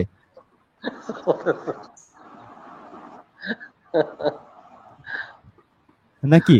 আল্লাহ বসা, হাসবি আল্লাহ, আল্লাহ হেফাজত করবে। তো তো জামিল ভাই, আপনি আপনি কোরআন পড়ে আপনি কি কোরআনে এমন এই এই যে হাদিসে যে ধরনের অশ্লীলতা আছে, তো আপনি কোরআনে কি এরকম কোন অশ্লীলতা খুঁজে পেয়েছেন কিনা? কখনোই না। আল্লাহর যে নাজিলকৃত কোরআন, আল্লাহ যে কোরআন আমাদেরকে তার রাসূলের মাধ্যমে দিয়েছে, এর মতো মাধুর্যপূর্ণ এবং সুসংহত এবং এই রকমের একটা ন্যায়পরায়ণতা কোরআন যখন আমরা পড়ি, এর ভিতরে কোনো বৈপরীত্য নাই, কোনো মানুষের প্রতি হানাহানি নাই, হিংসা বিদ্বেষ নাই। এখানে শুধু আল্লাহর বিধান, এই বিধান যারা মানবে শুধু শান্তি, ইহকালীন শান্তি, পরকালীন শান্তি। শুধু এখানে কোনো একদম স্পষ্ট ক্রিস্টাল ক্লিয়ার, এটা বোঝার জন্য কোনো হাদিস লাগে না, কোনো মানবরচিত কিছু লাগে না, এটা নিজেই নিজে ব্যাখ্যাকৃত। এখানে কোনো আচ্ছা জামিল বৈপরীত্য ভাই, নাই। আপনি এত সময় যে অসীমদা খুব সুন্দর করে শ্রীকৃষ্ণের দুটো ঘটনা, মানে দু টাইপের দুটো স্টোরি আমাদের শোনালেন। তো এই যে শ্রীকৃষ্ণের যে একটা প্রেমের যে একটা একটা রূপ, এটা তিনি বললেন এবং শ্রী চৈতন্যদেব এই কাজটা করেছেন। তো আপনি কি সূরা ইউসুফ যে পড়েছেন নিশ্চয়ই, তো সেখানে ইউসুফ নবীর যেই যেই একটা ভালোবাসার যে রূপটা প্রকাশ করা হয়েছে, কিন্তু সেখানে কিন্তু একটু উল্টা ভাবে, কারণ তিনি তাকে যে একটা মেয়ে ভালোবেসেছিল, তিনি সেই মেয়েটার ভালোবাসাটাকে সাড়া দেওয়ার চেয়ে জেল কারাবরণ করাটাকে বেশি বেশি মানে মহৎ বলে তিনি মনে করেছেন। তাহলে কোরআন কি আসলে আমাদের কি দারুণ একটা কিছু শিক্ষা দেয়? এটা এটা কি আপনি এই কথার সাথে একমত কিনা? একমত না, একদম 100% একমত যে আমাদের এমন জিনিস শিখাতেছে যে এটা যে না পড়ে সে বুঝবে না। আমি তো যত পড়ি অত মজা পাই। আমি তো প্রতিদিন 7-8 ঘন্টা করে পড়ি। আমি এত পরিমাণে মজা পাই যা বলার মতো না। আমি প্রতিদিন পড়তেই থাকি। আপনাদের লাইভে থাকি, তারপরে ভাই আমার নিচে কিন্তু কোরআন, আমি কিন্তু পড়তে আছি, আমি কিন্তু সবসময় পড়তে থাকি, সব সময় পড়তে থাকি। তাহলে এই একদম জি বলেন। নবীর জুলেখা নিয়ে যে এই যে মোল্লারা যে বিভিন্ন রঙ্গ রসের যে বিভিন্ন গল্প কাহিনী বানিয়েছে ইউসুফ জুলেখার প্রেম কাহিনী নিয়ে, তো এই বিষয়টাকে আপনি কিভাবে দেখেন অ্যাকর্ডিং টু কোরআন? বা আপনি যখন কোরআনের পথে আসেন নাই, হাদিস ভাই মোল্লাদের এইসব রসাত্মক গল্প আপনি শুনেছেন, তা আপনি কি রোমাঞ্চিত হতেন? বা আপনি যখন আরো ইয়াং এজে ছিলেন, আপনার কাছে কি একটু প্রেম প্রেম আসতো কিনা? তখন আমি ওই লাইনে ছিলাম। তখন তো মনে করতাম যে হ্যাঁ, ইউসুফ দুনিয়ায় তারা দাড়ি কাটবে না, এরা ইউসুফ জুলেখার বিয়ে খাইবে কিয়ামতের দিন। এক্স্যাক্টলি, আমিও ছোটবেলায় আমি হুজুরদের কাছে এটাই শুনছিলাম যখন মাদ্রাসায় পড়তাম, যে দাড়ি পোজ দিবি না, যদি একেবারে এই দাড়ি নিয়ে মরতে পারিস, ইউসুফ জুলেখার সেই জান্নাতে যে বিয়ে হবে সেই বিয়ের দাওয়াত খাইতে পারবি। এখন তো বুঝতে পারি যে কোন বিয়ে খাবো, কোন বিয়ে খাবো। আল্লাহ তো এখন আল্লাহ বুঝাইতেছে যে কোন বিয়ে না, আপনি খাবো। কোরআন পড়ে কি আপনার কি মনে হয়েছে যে ইউসুফ নবী আসলে প্রেমে কখনোই সাড়া দিয়েছেন? না, কখনোই সাড়া দেয় নাই, কখনোই সে সাড়া দেয় নাই। উল্টো কারণ কি? সে কারণ হচ্ছে সে তো তার মাওলাকে, তার রবকে সে ভয় করছে। একমাত্র যে রব তাকে নবুয়ত দান করছে, রিসালাত দিয়েছে, সেই রবকে সে ভয় করছে যে আমাকে তুমি তো কারাগার দিলো, আমি কারাগার বরণ করবো, কিন্তু আমি এই এই এই এই এই মিথ্যা অপবাদ আমি নেব না। আমি কারাগারই উত্তম মনে করি। কারাগার আমার মাওলা আমাকে কারাগারই দিক, সে কারাগারই চাই এনেছে। সেইখানে সে নিরাপদ বোধ করছে। এটা আল্লাহর একটা পরীক্ষা, সে পরীক্ষা উত্তীর্ণ হয়েছে। তা এবং ইসুফ আলাইহিস সালাম সে নিজেকে ওইখান থেকে আড়াল করতে চাইছে। তো আমাদের ইসলাম কোরআন যেটা শিক্ষা দেয়, যে মানবতা, যে জ্ঞান, যে হেকমা, যে শিক্ষা দেয়, সম্পূর্ণ একদম একদম ন্যায়পরায়ণ, একদম কোনো এর মধ্যে কোনো ঘোষামিল নেই। তো জামিল ভাই, এই যে বর্তমান যে ইয়াং জেনারেশন বা নিউ জেনারেশন যারা আছে, তারা সূরা ইউসুফ থেকে এই যে ইউসুফ নবীর যে ক্যারেক্টারের যেই বর্ণনা আল্লাহ রাব্বুল আলামিন দিয়েছেন, যে তিনি প্রেমের ডাকে সাড়া না দিয়ে যিনি জেল কারাবরণ করেছেন, তো এই স্টোরিটার আলোকে আপনি যারা ইয়াং জেনারেশন যারা আমাদের আজকের লাইভ শুনছেন, তাদেরকে আপনার পরামর্শ কি থাকবে? তাদেরকে আমার পরামর্শ যে আপনারা এই সূরা ইউসুফটা পড়বেন, একদম অর্থ সহ সুন্দর স্পষ্ট সময় নিয়ে পড়বেন, দেখবেন যে আমাদের মোল্লা মৌলবী এবং আমাদের হাদিস যেগুলো প্রচলিত হাদিস আছে মানব রচিত, তারা কি বলছে এবং আল্লাহ তার বাণীতে কিভাবে এই প্রেজেন্ট করছে, তার ঘটনাটা ইউসুফের ঘটনাটা কিভাবে প্রেজেন্ট করছে, তাহলে আপনারা বুঝতে পারবেন যে আমরা যেটা ধোকায় ছিলাম, এটা ইতে ছিলাম, যে সেইটা থাকবে না, যে সেই বানোয়াট কেসাখানি থাকবে না। একদম সুস্পষ্ট এখান থেকে আমরা জ্ঞান পাবো, হেদায়ত পাবো। এখান থেকে অনেক শিক্ষণীয় বিষয় আছে, অনেক কিছু এখান থেকে শেখার বিষয় আছে। মানুষ দুঃখ করে ধৈর্যের দিকে শিক্ষা, ধৈর্য ধরলে মানুষ যে কত ধৈর্যের যে ফল যে কত সুন্দর, এখান থেকে একদম আল্লাহ স্পষ্ট আমাদেরকে বুঝাই দিয়েছে। তো এই যে আপনার যে ব্যানার্জি সাহেবের কাছে শিখলাম, আমি এত কিছু জানতাম না, আমি শুধু দেখতাম যে একটা পুতার মতো বানাইয়া, ওই যে শিব পূজা না কি লিঙ্গ পূজা করে যেটা বানাইয়া এরকম র্যাক র্যাক দিয়ে, ওই মহিলারা এই পূজাটা কিন্তু করতো মহিলারা করতো। আমি জানতাম না, আজকে তো জানলাম ওনার কাছ থেকে ঘটনাটা কি, এবং ক্লিয়ার হইলাম যে ঘটনা ও বানানোটা যে কি ছিল সেই রকম যে ওনারা যা করছে। তাই আমার এখন এই ইয়াং জেনারেশনের কাছে আমার একটাই আবেদন, যে তোমরা কোরআন পড়ো, অর্থ সহ তোমার ভাষায় মাতৃভাষায় পড়ো, যে আল্লাহর হুকুম নিষেধ আদেশ কি করছে আর আমাদের প্রচলিত সমাজে কি ব্যবস্থা চালু আছে, তাহলে তোমরা স্পষ্ট জানতে পারবা যে আল্লাহর বিধান কি আর মোল্লাদের বিধান কি। জি রেজান ভাই। আহ, যে অসীম দা, আপনি কি জামিল ভাইকে কোরআনের কোনো এমন কোনো কিছু আপনি পেয়েছেন কিনা যেটা আপনার কাছে একটু নেকেড বা একটু অন্যরকম মনে হয়েছে? আপনি জামিল ভাইকে প্রশ্ন করতে পারেন। আচ্ছা দেখুন, আমি যেটা বলছি, সূরা আত-তালাকের সম্ভবত এমন একটা আয়াত আছে, আহ, একটুখানি মিউট করলে ভালো হয়। আচ্ছা, সূরা আত-তালাকের এমন একটা আয়াত আছে যেখানে যে মেয়েদের পিরিয়ড হয়নি তাদের তালাকের ব্যবস্থা রয়েছে। সো এই এই যে মেয়েদের পিরিয়ড হয়নি তাদেরকে তালাক দেওয়া মানে তাদেরকে তো আগে বিয়ে করতে হয়, তারপর তাদের তালাক দিতে হয়। সো এই বিষয়টা আপনারা কিভাবে এক্সপ্লেন করেন?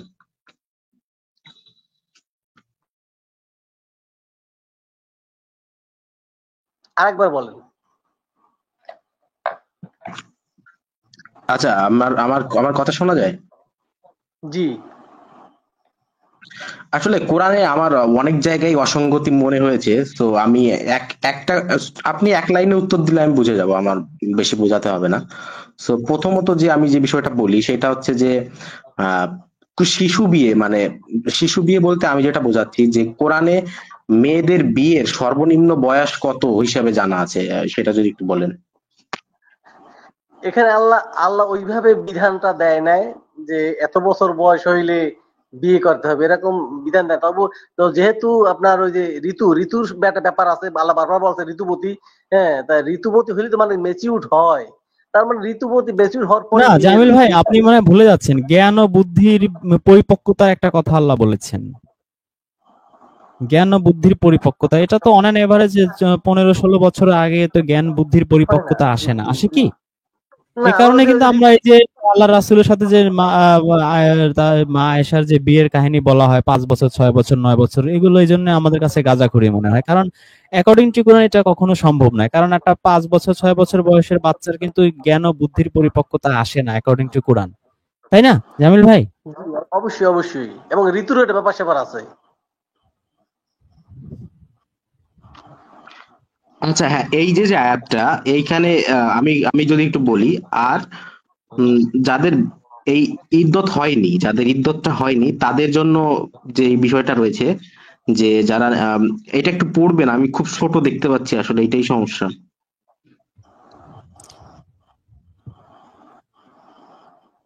না, এটা এটা যেটা আছে, তোমাদের নারীদের মধ্যে যারা ঋতুস্রাব হওয়ার ব্যাপার নিরাশ হয়েছে, যাদের আর ঋতুস্রাব হওয়ার আশা নেই, তাদের ইদ্যত সম্পর্কে তোমাদের যদি সন্দেহ হয় তাহলে তাদের ইদ্যত ধরবে 3 মাস। বয়স না হয় যাদের ঋতুস্রাব হয় না তাদের তাই। এখানে আর বলছে গর্ভবতীদের ইদ্যত হলে তাদের সন্তান প্রসব করা পর্যন্ত। যে আল্লাহকে ভয় করে আল্লাহ তার কাজ সহজ করে দেন। এখানে আকাশ দা, আপনি একটা জিনিস খেয়াল করেছেন কিনা যে বয়স না হয় এই কথাটা কিন্তু এই ফজলুর রহমান কিন্তু ব্র্যাকেটে লিখেছেন, আপনি কি খেয়াল করেছেন?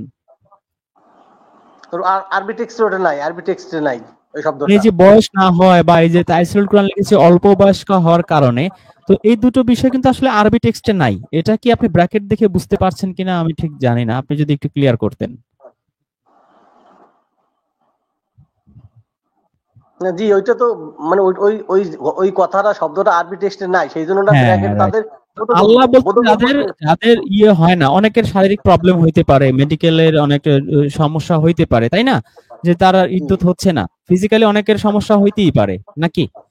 তো এই অবশ্যই। কারণে যদি হয়, আবার আমরা ওই যে নারীদের ওই যে মোনোপজ বা মেনোপেজিক, আমি শব্দটা ভুলে গেছি এক্স্যাক্টলি, এটা হলে তাদের ইদ্যত আর হয় না।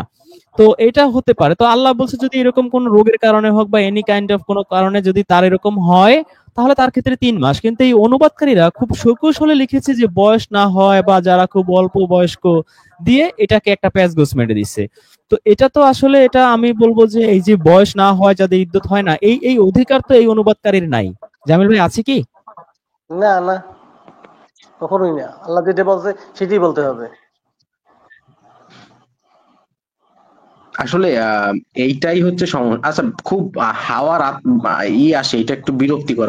আসলে আমি হেডফোন লাগিয়ে কথা বলি তো, যার দরুন আমার একটু সমস্যা হয়। যদি একটা কাইন্ডলি করা যায়। সো এইখানে যে আমি যে যে বিষয়টা দেখলাম, এই মানে আপনাদের যারা অনুবাদ করেছেন কোরআনটাকে, সো ওনারা যে বিষয়টা এখানে লিখেছেন, দেখুন ব্র্যাকেটে লিখেছেন বা যেভাবেই লিখেছেন আর কি, মানে ওনারা যেটা আর কি বোঝাতে চেয়েছেন, এবার আল্লাহ কি বলেছে সেটা তো আপনি ভালো জানেন।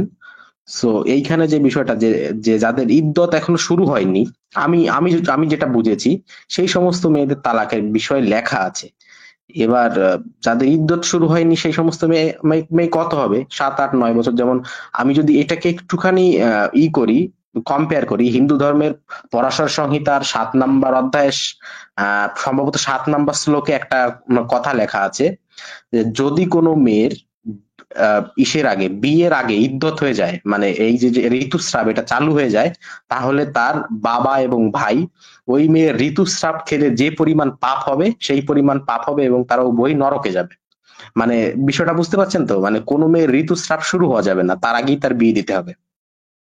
হ্যাঁ, যদি সে বিয়েটা না দেয় তাহলে তার কি হচ্ছে, তার বাবা এবং ভাই দুজনেই নরকে যাবে। সো এই যে যে বিষয়টা, যে এইখানে যে বিষয়টা আমি দেখতে পাচ্ছি, যাদের ইদ্যত হয়নি তাদের, মানে যাদের এখনো ইদ্যত শুরু হয়নি, তাদেরকে তালাক দেওয়ার ব্যবস্থা বা তাদের যে ইদ্যতের যে ব্যবস্থা, এইটা কেন? মানে একটা যেহেতু এটা আপনারা বলছেন এটা আল্লাহর বাণী, তো আল্লাহ তো ভাই, উনি আপনি যেটা বললেন যে জ্ঞান বুদ্ধি হওয়া পর্যন্ত, তো যে মেয়ের ইদ্যত হয়নি সেই মেয়ের জ্ঞান বুদ্ধি কি করে হয়, এটা একটু এক্সপ্লেন করেন। আমি স্ক্রিনে একটা সূরা নিসা, এটা আমাদের অনুবাদটা এখনো আসেনি। এটা হচ্ছে ড্রাফট অবস্থায় আছে, এটা ওয়েবসাইটে আমরা কিছু কিছু পাবলিশ করছি। তো এখানে সূরা নিসায় আমি আপনাকে একটা আয়াত দেখাতে চাই, সেটা হচ্ছে 6 নম্বর আয়াত। তো এখানে আল্লাহ রাব্বুল আলামিন 6 নম্বর আয়াতে বলছেন যে আর তোমরা ইয়াতীমদেরকে পরীক্ষা করো যতক্ষণ না তারা বিবাহের বয়সে পৌঁছে। তার মানে জামিল ভাই একটু আগে যে কথাটা বলেছেন যে আসলে এক্সাক্ট মানে এইজটা দেওয়া হয় নাই, মানে একটা 8 বছর না 20 বছর না 25 বছর, আসলে এক একজনের ম্যাচুরিটি এক এক সময় আসে। অনেক মেয়ে থাকে তাদের খুব অল্প বয়সে হয়, আবার অনেক মেয়ে আছে যে 20, 22, 25 বছর হলেও তার কিন্তু সেই ম্যাচুরিটিটা আসে না। এনিওয়ে, আল্লাহ এখানে যে কথাটা বলেছেন যে তোমরা ইয়াতীমদের পরীক্ষা করো যতক্ষণ না তারা বিবাহের বয়সে পৌঁছে, অর্থাৎ বিবাহযোগ্য হয়। সুতরাং যদি তোমরা তাদের মধ্যে বিচার বুদ্ধি বিবেকের পরিপক্কতার জ্ঞান দেখতে পাও, তবে তাদের ধন সম্পদ তাদেরকে ফিরিয়ে দাও। তো ধন সম্পদ তাদেরকে ফিরিয়ে দেবে কখন? যখন তাদের এই যে বিবাহের বয়সে পৌঁছবে। এটা বুঝবো কিভাবে? তাদের মধ্যে বিচার বুদ্ধি বিবেকের পরিপক্কতার জ্ঞান আমি দেখতে পাবো। ইয়াতীমদের ধন সম্পদ অপচয় করো না, তারা বড় হয়ে যাবে বলে তাদের ধন সম্পদ তাড়াতাড়ি খেয়ে শেষ করে ফেলো না। যে অভিভাবক ধনী সে যেন এতিমের সম্পদ খরচ করা থেকে বিরত থাকে, আর যে গরিব সে তার শ্রমের জন্য ন্যায়ভাবে ন্যায্য পরিমাণ খেতে পারে। অতঃপর তোমরা যখন তাদেরকে তাদের সম্পদ ফিরিয়ে দেবে তখন সাক্ষী রেখো, আর জেনে রেখো হিসেব গ্রহণে আল্লাহই যথেষ্ট। তো আমরা এখানে শর্ট নোট আকারে দিয়ে দিচ্ছি যে বিবাহ ও পরিণত বয়সটা আসলে কখন হয়। 12 নম্বর সূরা ইউসুফের 22 নম্বর আয়াত, 24 নম্বর সূরার নূরের 59 নম্বর আয়াত, 28 নম্বর সূরার 14, 46 নম্বর সূরার 15, 2 নম্বর সূরার 282 এবং 4 নম্বর সূরার 21, মানে এই সূরারই 21 নম্বরও একটা রেফারেন্স আছে। তো আমার মনে হয় যে এই কয়টা আয়াত পড়লে, এবং আমি আপনাকে যেটা বললাম এই 6 নাম্বার আয়াতে, যে জ্ঞান বুদ্ধি বিবেকের পরিপক্কতার সাথে বিবাহের বয়সের যে একটা কানেকশন আল্লাহ এই আয়াতে বলে দিয়েছেন, এই সবকটা আয়াত পড়লে আমার মনে হয় আকাশদা আপনি মোটামুটি একটা ক্লিয়ার কাট কনসেপ্ট পাবেন, মানে প্রচলিত যে এই যে সেই পুরান টাইপের হাদিসের বাইরে গিয়ে। আচ্ছা, সেটা বুঝতে পেরেছি, কিন্তু এই যে যে এটা কি মাক্কি সূরা না মাদানী সূরা? সূরা নিসা? না, এটা তো আল্লাহ কোরআনে লেখে নাই কোথাও, আমি ঠিক এটা আমি আপনাকে এক্সাক্ট বলতে পারবো না, তবে আপনি হাদিস অনুযায়ী জানতে চাইলে সেটা বলতে পারবো মানে গুগল করে। এইটা কেন জিজ্ঞাসা করলাম, আচ্ছা এইটা কেন জিজ্ঞাসা করলাম যে কোরআনে এক জায়গায় লেখা রয়েছে তোমরা মদ তৈরি করো, মানে ফল থেকে, আঙ্গুর থেকে তোমরা মদ তৈরি করো। আবার সেই কোরআনের অন্য জায়গায় লেখা রয়েছে কি যে তোমরা এটাকে কি, মানে তোমরা মদ হচ্ছে কি শয়তানের খাবার, মানে হারাম বলা হয়নি, বা মদ হচ্ছে কি শয়তান এটা কি খায়, বা মানে এটা কি আপনি একটু বলতে পারেন? আমি এক্সাক্ট ভুলে গেছি, শয়তানের কি যেন একটা বলা আছে। শয়তানের কাজ, মদ আর জুয়া হচ্ছে শয়তানের, শয়তানের কাজ, আচ্ছা শয়তানের কাজ। তো বা এই যে ট্রাপ যে বলতে পারেন, আপনি মদের যে ট্রাপ বলতে বিষয়টা, পারেন। হ্যাঁ হ্যাঁ, তো আল্লাহ একবার বললো তোমরা মদ তৈরি করো, হ্যাঁ, তো আরেকবার বলছে কি যে তোমরা এইটা করো না। তাও তখন আমি বুঝতে পারলাম যে এটা আচ্ছা মানসুখ হয়ে আচ্ছা গেছে। মানসুখ আকাশদা আপনি আপনি কি মানে অ্যাসার্টিভ সেন্টেন্স ইম্পারেটিভ সেন্টেন্স এই দুটো সেন্টেন্সের পার্থক্য বোঝেন কিনা? মানে একটা অ্যাসার্টিভ সেন্টেন্স কাকে বলে আর ইম্পারেটিভ সেন্টেন্স কাকে বলে? আপনি হ্যাঁ, আপনার কথা আমি বুঝতে পেরেছি, তবে অ্যাসার্টিভ সেন্টেন্স আর ইম্পারেটিভ সেন্টেন্স আসলে এইগুলো অনেক আগে পড়েছি, তো আমি আপাতত আমি মনে করতে পারছি না এই আচ্ছা, পার্থক্যটা। অ্যাসার্টিভ হচ্ছে বিবৃতিমূলক, যেমন রহিম স্কুলে যায়। আর ইম্পারেটিভ সেন্টেন্স হচ্ছে আদেশ, উপদেশ, অনুরোধ, নিষেধ, এই টাইপের যে অর্ডার গুলো দেওয়া হয় তাকে বলা হয় ইম্পারেটিভ সেন্টেন্স, যেমন ভাত খা, বই পড়, স্কুলে যা। তো এগুলো হচ্ছে ইম্পারেটিভ সেন্টেন্স। এনিওয়ে, আপনি যে আয়াতটার কথা বলছেন ওটা হচ্ছে আল্লাহ কিন্তু কোনো অর্ডার দেয় নাই, মানে বলে না যে তোমরা মদ বানাও বা তোমরা করো, ওই মূর্তি পূজা করো, অর্ডার দেয় নাই। আল্লাহ জাস্ট ওখানে বলতেছে যে দেখো, একই গাছ থেকে, একই খেজুর গাছ থেকে তোমরা কেউ মদ বানাও, আবার কেউ উত্তম খাবারও খাও। তো একই একই গাছ, কিন্তু তার মধ্যে থেকে মানুষ ভালোটাও নেয়। ওই যে বলে না যে কেউ দুধ বিক্রি করে মদ কিনে আর কেউ মদ বিক্রি করে দুধ কিনে। তো আল্লাহ ওইখানে কিন্তু অর্ডার না, ওটা কিন্তু ইম্পারেটিভ সেন্টেন্স না যে তোমরা কি করো, মদ অনেক ভালো জিনিস, মদ খাইতে থাকো। আল্লাহ ওইখানে যেটা বলছে, এর আগে এক ভাই এসেছিলেন, সেখানে আমরা প্রায় 1-1.5 ঘন্টা এই মদ নিয়ে আমরা প্রায় 1-1.5 ঘন্টাকে বলতে গেলে 2 ঘন্টার উপরে আমরা করেছিলাম। তো সেটা যদি আপনি দেখেন, আমার মনে হয় আপনি উত্তরটা আরো সহজে পাবেন। বেসিক্যালি আল্লাহ কিন্তু ওখানে বলে নাই যে মদ ভালো জিনিস, মদ খাও, বা ওখানে বুঝতে পেরেছি আপনার কনসেপ্টটা। অর্ডার দেয়।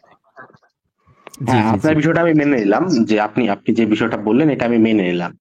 তো আমার আমার যেটা হচ্ছে যে মানসুকের যে বিষয়টা, এটা কি কোরআনে আছে নাকি মানে কোন আয়াত যে এটা রহিত এটা হয়ে যায় এটা এরকম এটা বিষয় থেকে এটা আছে? হচ্ছে মোল্লাদের সেই হাদিসের কিতাবে আছে, আমি কোরআনে এরকম পাই নাই।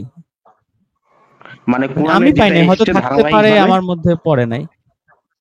জি আচ্ছা জি। আমি যেটা বলছি, কোরআনে যেটা এসছে ধারাবাহিক ভাবে এইটা একই আর কি, এটা কোনো ভিন্ন কিছু না, তাই তো? মানে আপনি যেটা বলছেন কোনো রহিত কোনো আয়াত নেই, কোনো মানসুক কিছু না নেই, তাই তো? না না না, আমি আচ্ছা, ওইভাবে আপনার পাইনি। কনসেপ্টটা বুঝতে পেরেছি।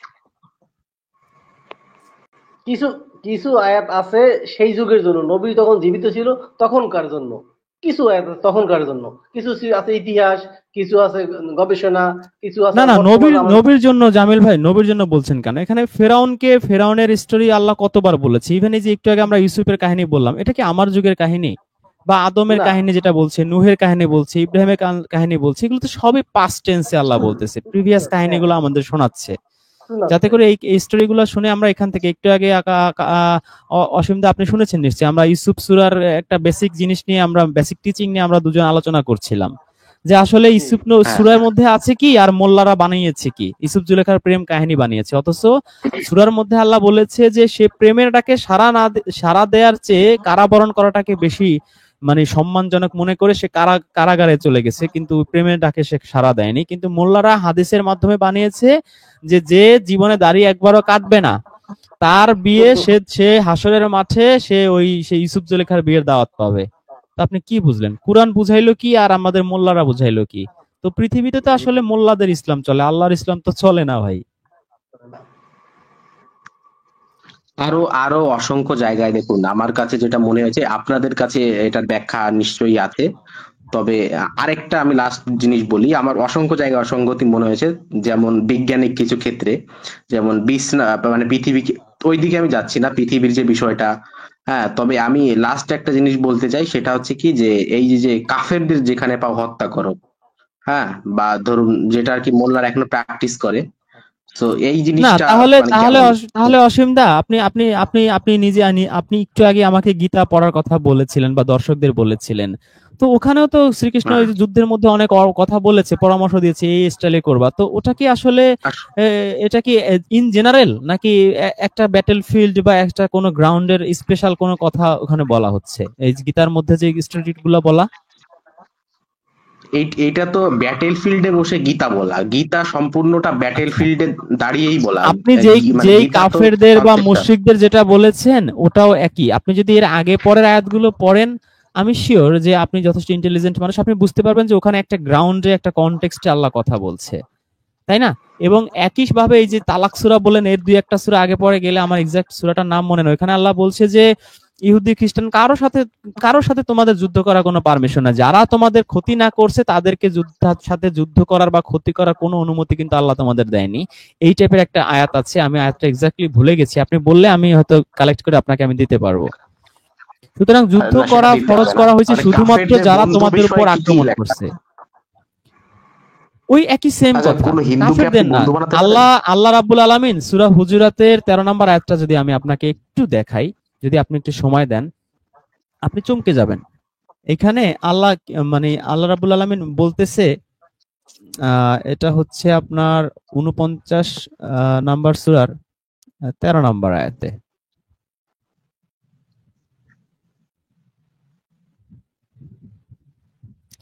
আহ, এটা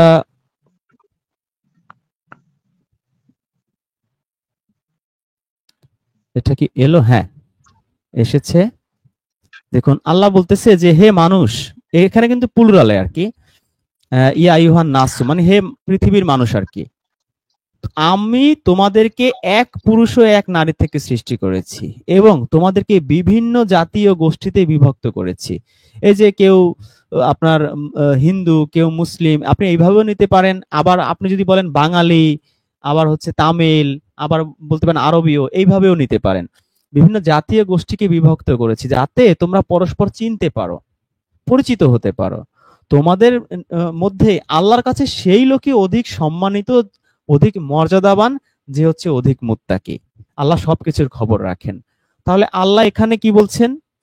আল্লাহ আমাদের সবাইকে একটা ইউনিভার্সাল একটা বাইন্ডিংস এর মধ্যে কিন্তু আমাদের বিনি সুতোর মালায় গেঁথেছেন, যে দেখো তোমাদের সবার কিন্তু এক নারী এক পুরুষ থেকে হয়েছে।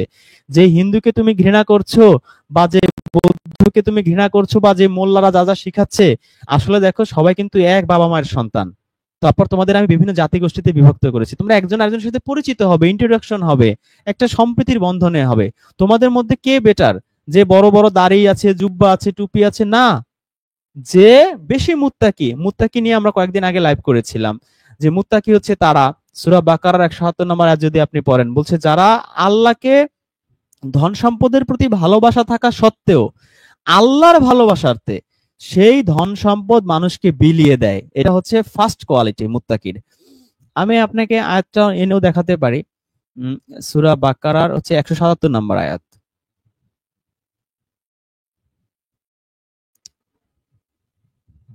এই যে বলা হচ্ছে যে আল্লাহর ভালোবাসার্থে ধন সম্পদ দিয়ে দেয় কাদের? ইয়াতিমকে, মিসকিনকে, মুসাফিরকে। এখানে কিন্তু কোনো রিলিজিয়াস ফ্যাক্ট নাই যে ইয়াতিম মুসলিম ইয়াতিম হইতে হবে বা মুসলিম মিসকিন হইতে হবে, এখানে কোনো টাচ নাই। এখানে শুধু বলছে ইয়াতিম, মিসকিন, একেবারে মানে ইউনিভার্সাল কথা। মুসাফির, আর হচ্ছে কি সাহায্য প্রার্থী, ভিক্ষুক আর কি। দাস মুক্তিতে, এই যে ইসলামে দাস প্রথা আছে, দাস প্রথা আছে, কিন্তু এখানে দেখতে পাচ্ছেন যে দাসদের মুক্ত করার ব্যাপারে আল্লাহ বলছে যে এই কোয়ালিটি যার থাকবে আর কি, এই যে অভাবে দুঃখ কষ্টে ধৈর্য ধারণ করবে, এরা হচ্ছে সত্যপরায়ণ, এরাই হচ্ছে মুত্তাকি। তাহলে এই মুত্তাকিদের কোয়ালিটি আপনি পাইলেন, যে এই কোয়ালিটি যার মধ্যে আছে সে হচ্ছে মুত্তাকি। তো তোমাদের মধ্যে সবচেয়ে রেসপেক্টফুল আল্লাহর চোখে হচ্ছে কি, যে বড় দাড়ি আছে, বড় টুপি আছে, যে মুফতি, যে মাওলানা, সে, নাকি যার এই কোয়ালিটি গুলো আছে? ভাই আপনি নিজের চোখে দেখতেছেন। এটা হচ্ছে ভাই আমরা রিয়েল ইসলাম তো আমরা এরকম দেখতে পাই কোরআনে, কিন্তু মোল্লাদের ইসলামে তো আমরা এগুলো খুঁজে পাই না। মোল্লাদের ইসলামে তো একটু আগে শুনলেন, দাড়িতে জীবনে পোজ দিবেন না, আপনি ইউসুফ জুলেখার বিয়ের দাওয়াত খাবেন। এই এই হচ্ছে মোল্লা। আহ জামিল ভাই যদি আপনি কিছু আপনি জামিল ভাই যদি কিছু বলতে চান। না ঠিক আছে, সেইটাই যে আমাদের আল্লাহর যে ইসলাম, আল্লাহর যে বিধান ব্যবস্থা, আল্লাহর যে দিন, সেইটা এবং আর মোল্লাদের যে বিধান ব্যবস্থা সৃষ্টি করছে আকাশ পাতাল পার্থক্য। প্রত্যেকটা নবীর নামে বানাইছে, প্রত্যেকটা নবীর মৃত্যুর 200-300 বছর পরে তার নামে যে অমুক থেকে তমুক তমুক থেকে করিয়া এগুলা রসুল বলে গেছেন। একটা একটা শব্দ নাই রসুলের যে আমি মোহাম্মদ বললাম দাড়ি রাখো, আমি মোহাম্মদ বললাম লাউ খাও, আমি মোহাম্মদ বললাম টুপি মাথায় দাও, এরকম কোনো শব্দ নাই যে আমি মোহাম্মদ বললাম। রসুল বলে গেছেন, বলে গেছেন।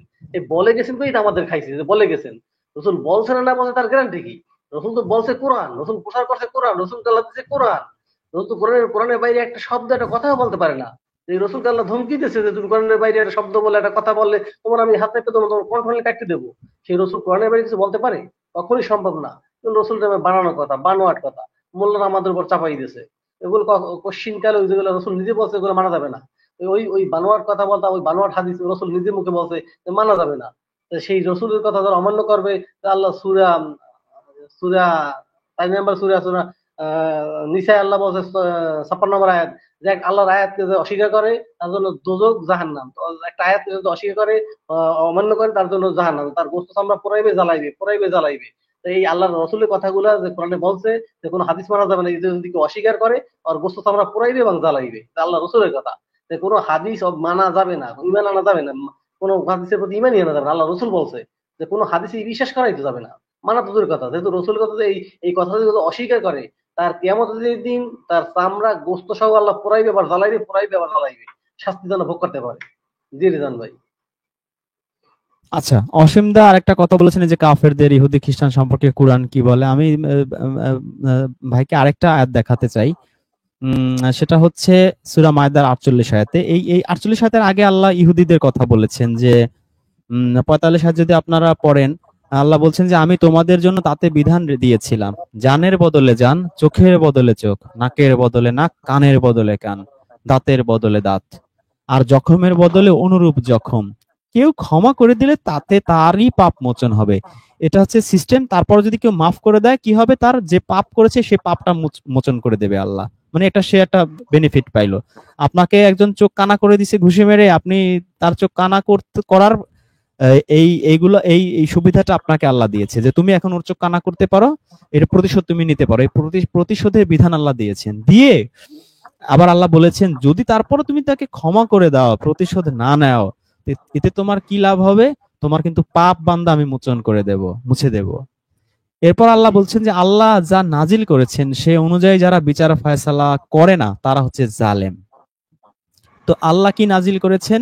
এর আগের একটাতে বলা হচ্ছে যে নিশ্চয়ই আমি তাওরাত নাজিল করেছিলাম যাতে হিদায়াত ছিল এবং নূর ছিল, আলো ছিল, আল্লাহর অনুগত নবীগণ তদানুযায়ী ইহুদিদেরকে আদেশ করতো। তাহলে যত ইহুদি সবার জন্য ছিল এই তাওরাত কিতাব। গতকালকে একজন আসছিল মহাপণ্ডিত, সে বলে এই ইহুদিদের তাওরাত না, কিতাবের নামই নাই, শুধু কিতাব, নাম নাই কোনো। যাই হোক, তো আমি তাওরাত কিতাব নাজিল করেছিলাম। এই যে অনুগত নবীগণ, ওই মুসার পরে যত নবী আসছে ঈসার আগ পর্যন্ত সবাই, ইভেন ঈসা নবীকে আল্লাহ বলছে তাকে আমি তাওরাত ও ইনজিল শিখিয়েছিলাম, সূরা আল ইমরানের 48 আয়াতে। তো এরা এই যে অনুগত নবীরা না শুধু ইহুদিদেরকে আদেশ করতো আল্লাহওয়ালাগণ, তারাও এই একই অ্যাকর্ডিং টু সেই তাওরাত অনুযায়ী তারা চলতো। এই লাহুয়াল হাদিসের কোনো বেল নাই। তারা যেগুলো বানিয়েছে সে মিসনা, মিদ্রাজ, নবীম, কেতুবিম, তালমুদ, এগুলোর কোনো বেল নাই। সবাই একই কাজ করতো। এই শুধু তাওরাত দিয়েই তারা মানুষকে আদেশ দিত, এই অনুযায়ী চলতো আল্লাহওয়ালাগণ এবং আলেমগণ। তাদের যে ইহুদিদের যে আলেম ছিল তারাও একই কাজ করত। কারণ এই যে তাদেরকে এই কিতাবুল্লাহর সংরক্ষণের আদেশ দেয়া হয়েছিল যে তোমরা আল্লাহর এই কিতাব, এই তাওরাতকে তোমরা সংরক্ষণ করবা, হেফাজত করবা, এটা অনুযায়ী চলবা। অতএব হে ইহুদি আলেমগণ, তোমরা মানুষকে ভয় করো না, বরং আমাকে ভয় করো। আর আমার বিধানসমূহের বিনিময়ে দুনিয়ার সামান্য বস্তু গ্রহণ করো না। এই যে বিধান চেঞ্জ করে দিয়ে মোল্লারা টাকা পয়সা নেয়, ফতোয়া চেঞ্জ করে দেয়, হিল্লা বিয়ে বানিয়ে দেয়, কত কিছু তো ছিল আগে, আপনারা জানেন। তো ইহুদিদের সেই আলেমদেরকে আল্লাহ এই কোরআনের মাধ্যমেই বলছেন যে ওই রকম কাজ তোমরা কইরো না। আর যে ব্যক্তি আল্লাহর অবতারিত বিধান অনুযায়ী বিচার করে না, এরা হচ্ছে কাফের। সুতরাং এই তাওরাত অনুযায়ী যে বিচার করবে না সে হচ্ছে কাফের। 45 আয়াতে বলছে তারা হচ্ছে জালেম। 46 আয়াতে আল্লাহ বলছেন ঈসার কথা।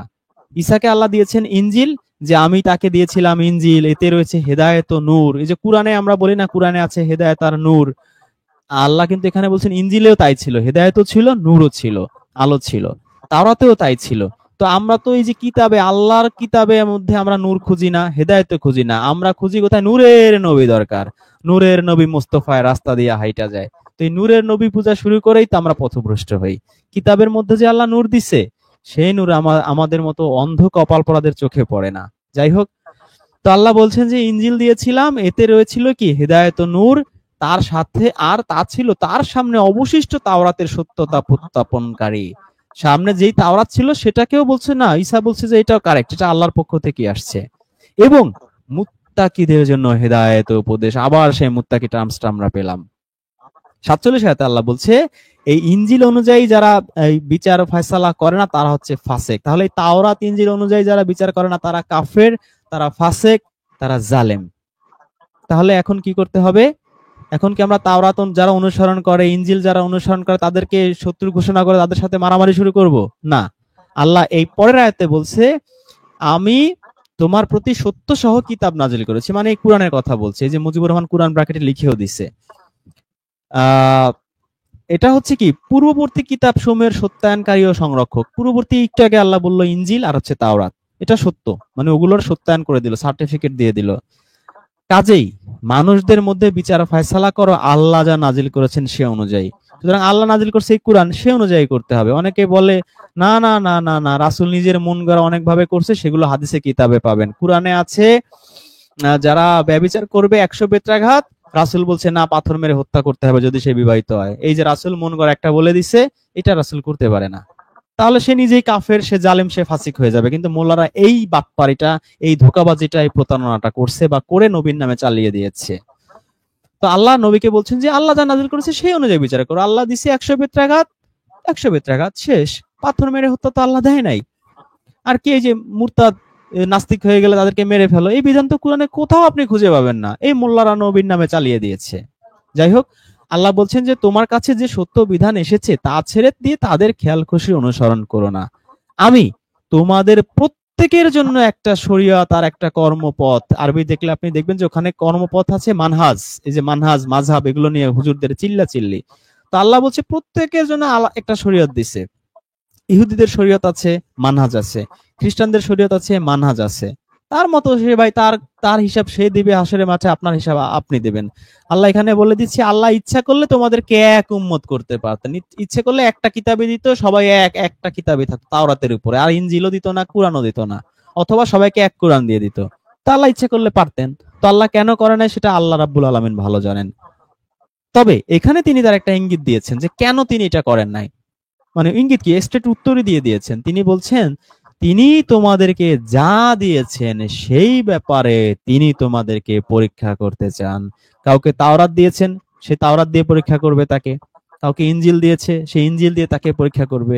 ইভেন আমি এইভাবেও বলতে পারি, কাউকে বেদ দিয়েছেন, যদিও বেদের কথা নাই, আমি জাস্ট বোঝানোর জন্য বলছি, সে বেদ দিয়ে তাকে পরীক্ষা করবে। সে বেদ মানে না এই যে এত সময় আপনারা পুরাণের কাহিনী শুনলেন, শ্রীকৃষ্ণের লীলা শুনলেন, শিবলিঙ্গের পূজা এই কাহিনী শুনলেন, অশ্লীল নোংরা সেই ভয়ঙ্কর ভয়ঙ্কর সব কথাবার্তা, তো এগুলো কিন্তু আসলে বেদের মধ্যে নাই, এই ধরনের নোংরা জিনিস, অশ্লীল জিনিস নাই। যাই হোক, তাহলে এই যে যাদের আলাদা আলাদা দিয়েছেন, এগুলো কেন দিয়েছেন? যাতে তিনি তোমাদেরকে পরীক্ষা করতে, তিনি তোমাদের পরীক্ষা করতে চান। তুমি বেদ মানো না পুরাণ মানো, কুরআন মানো না হাদিস মানো, তাওরাত মানো না তালমুদ মানো, এটি পরীক্ষা করবে।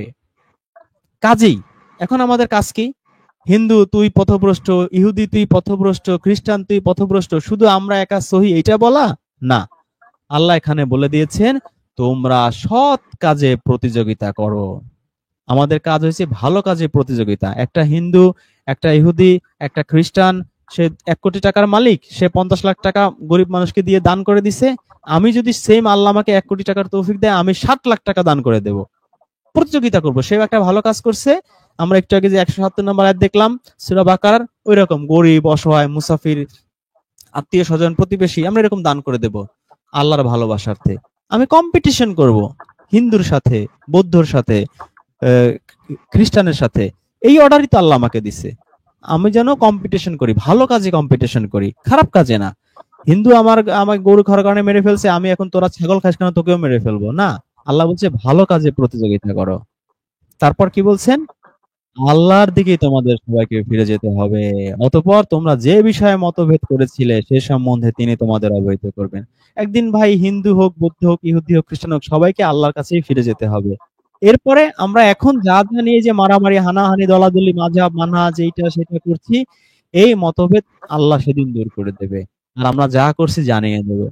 তো আমার কাছে মনে হয় যে ইসলাম হচ্ছে ইউনিভার্সাল ধর্ম। এখানে সূরা হুজুরাতের 13 নম্বর আয়াত আমরা পড়ে দেখলাম, সূরা মায়দার এতগুলো আয়াত পড়ে দেখলাম। তো এই কাফেরদের হত্যা করো, ইহুদিকে হত্যা করো, হিন্দুকে হত্যা করো, বৌদ্ধকে হত্যা করো, এগুলো কোরআনের বিচ্ছিন্ন আয়াত একটা দুটো নিয়ে কোরআনের অপব্যাখ্যা ছাড়া আমার কাছে অ্যাটলিস্ট কিছু মনে হয় না। কোরআন আমাদের উৎসাহিত করে এই হানাহানি না করে সবাইকে সৎ কাজে, ভালো কাজে প্রতিযোগিতা এবং কম্পিটিশন করার। এবং আমি সবাইকে অনুরোধ করব এবং আমিও সবার কাছে দোয়া চাইবো যেন আল্লাহ আমাদেরকে সবাইকে এই তৌফিক দান করে। জি জামিল ভাই।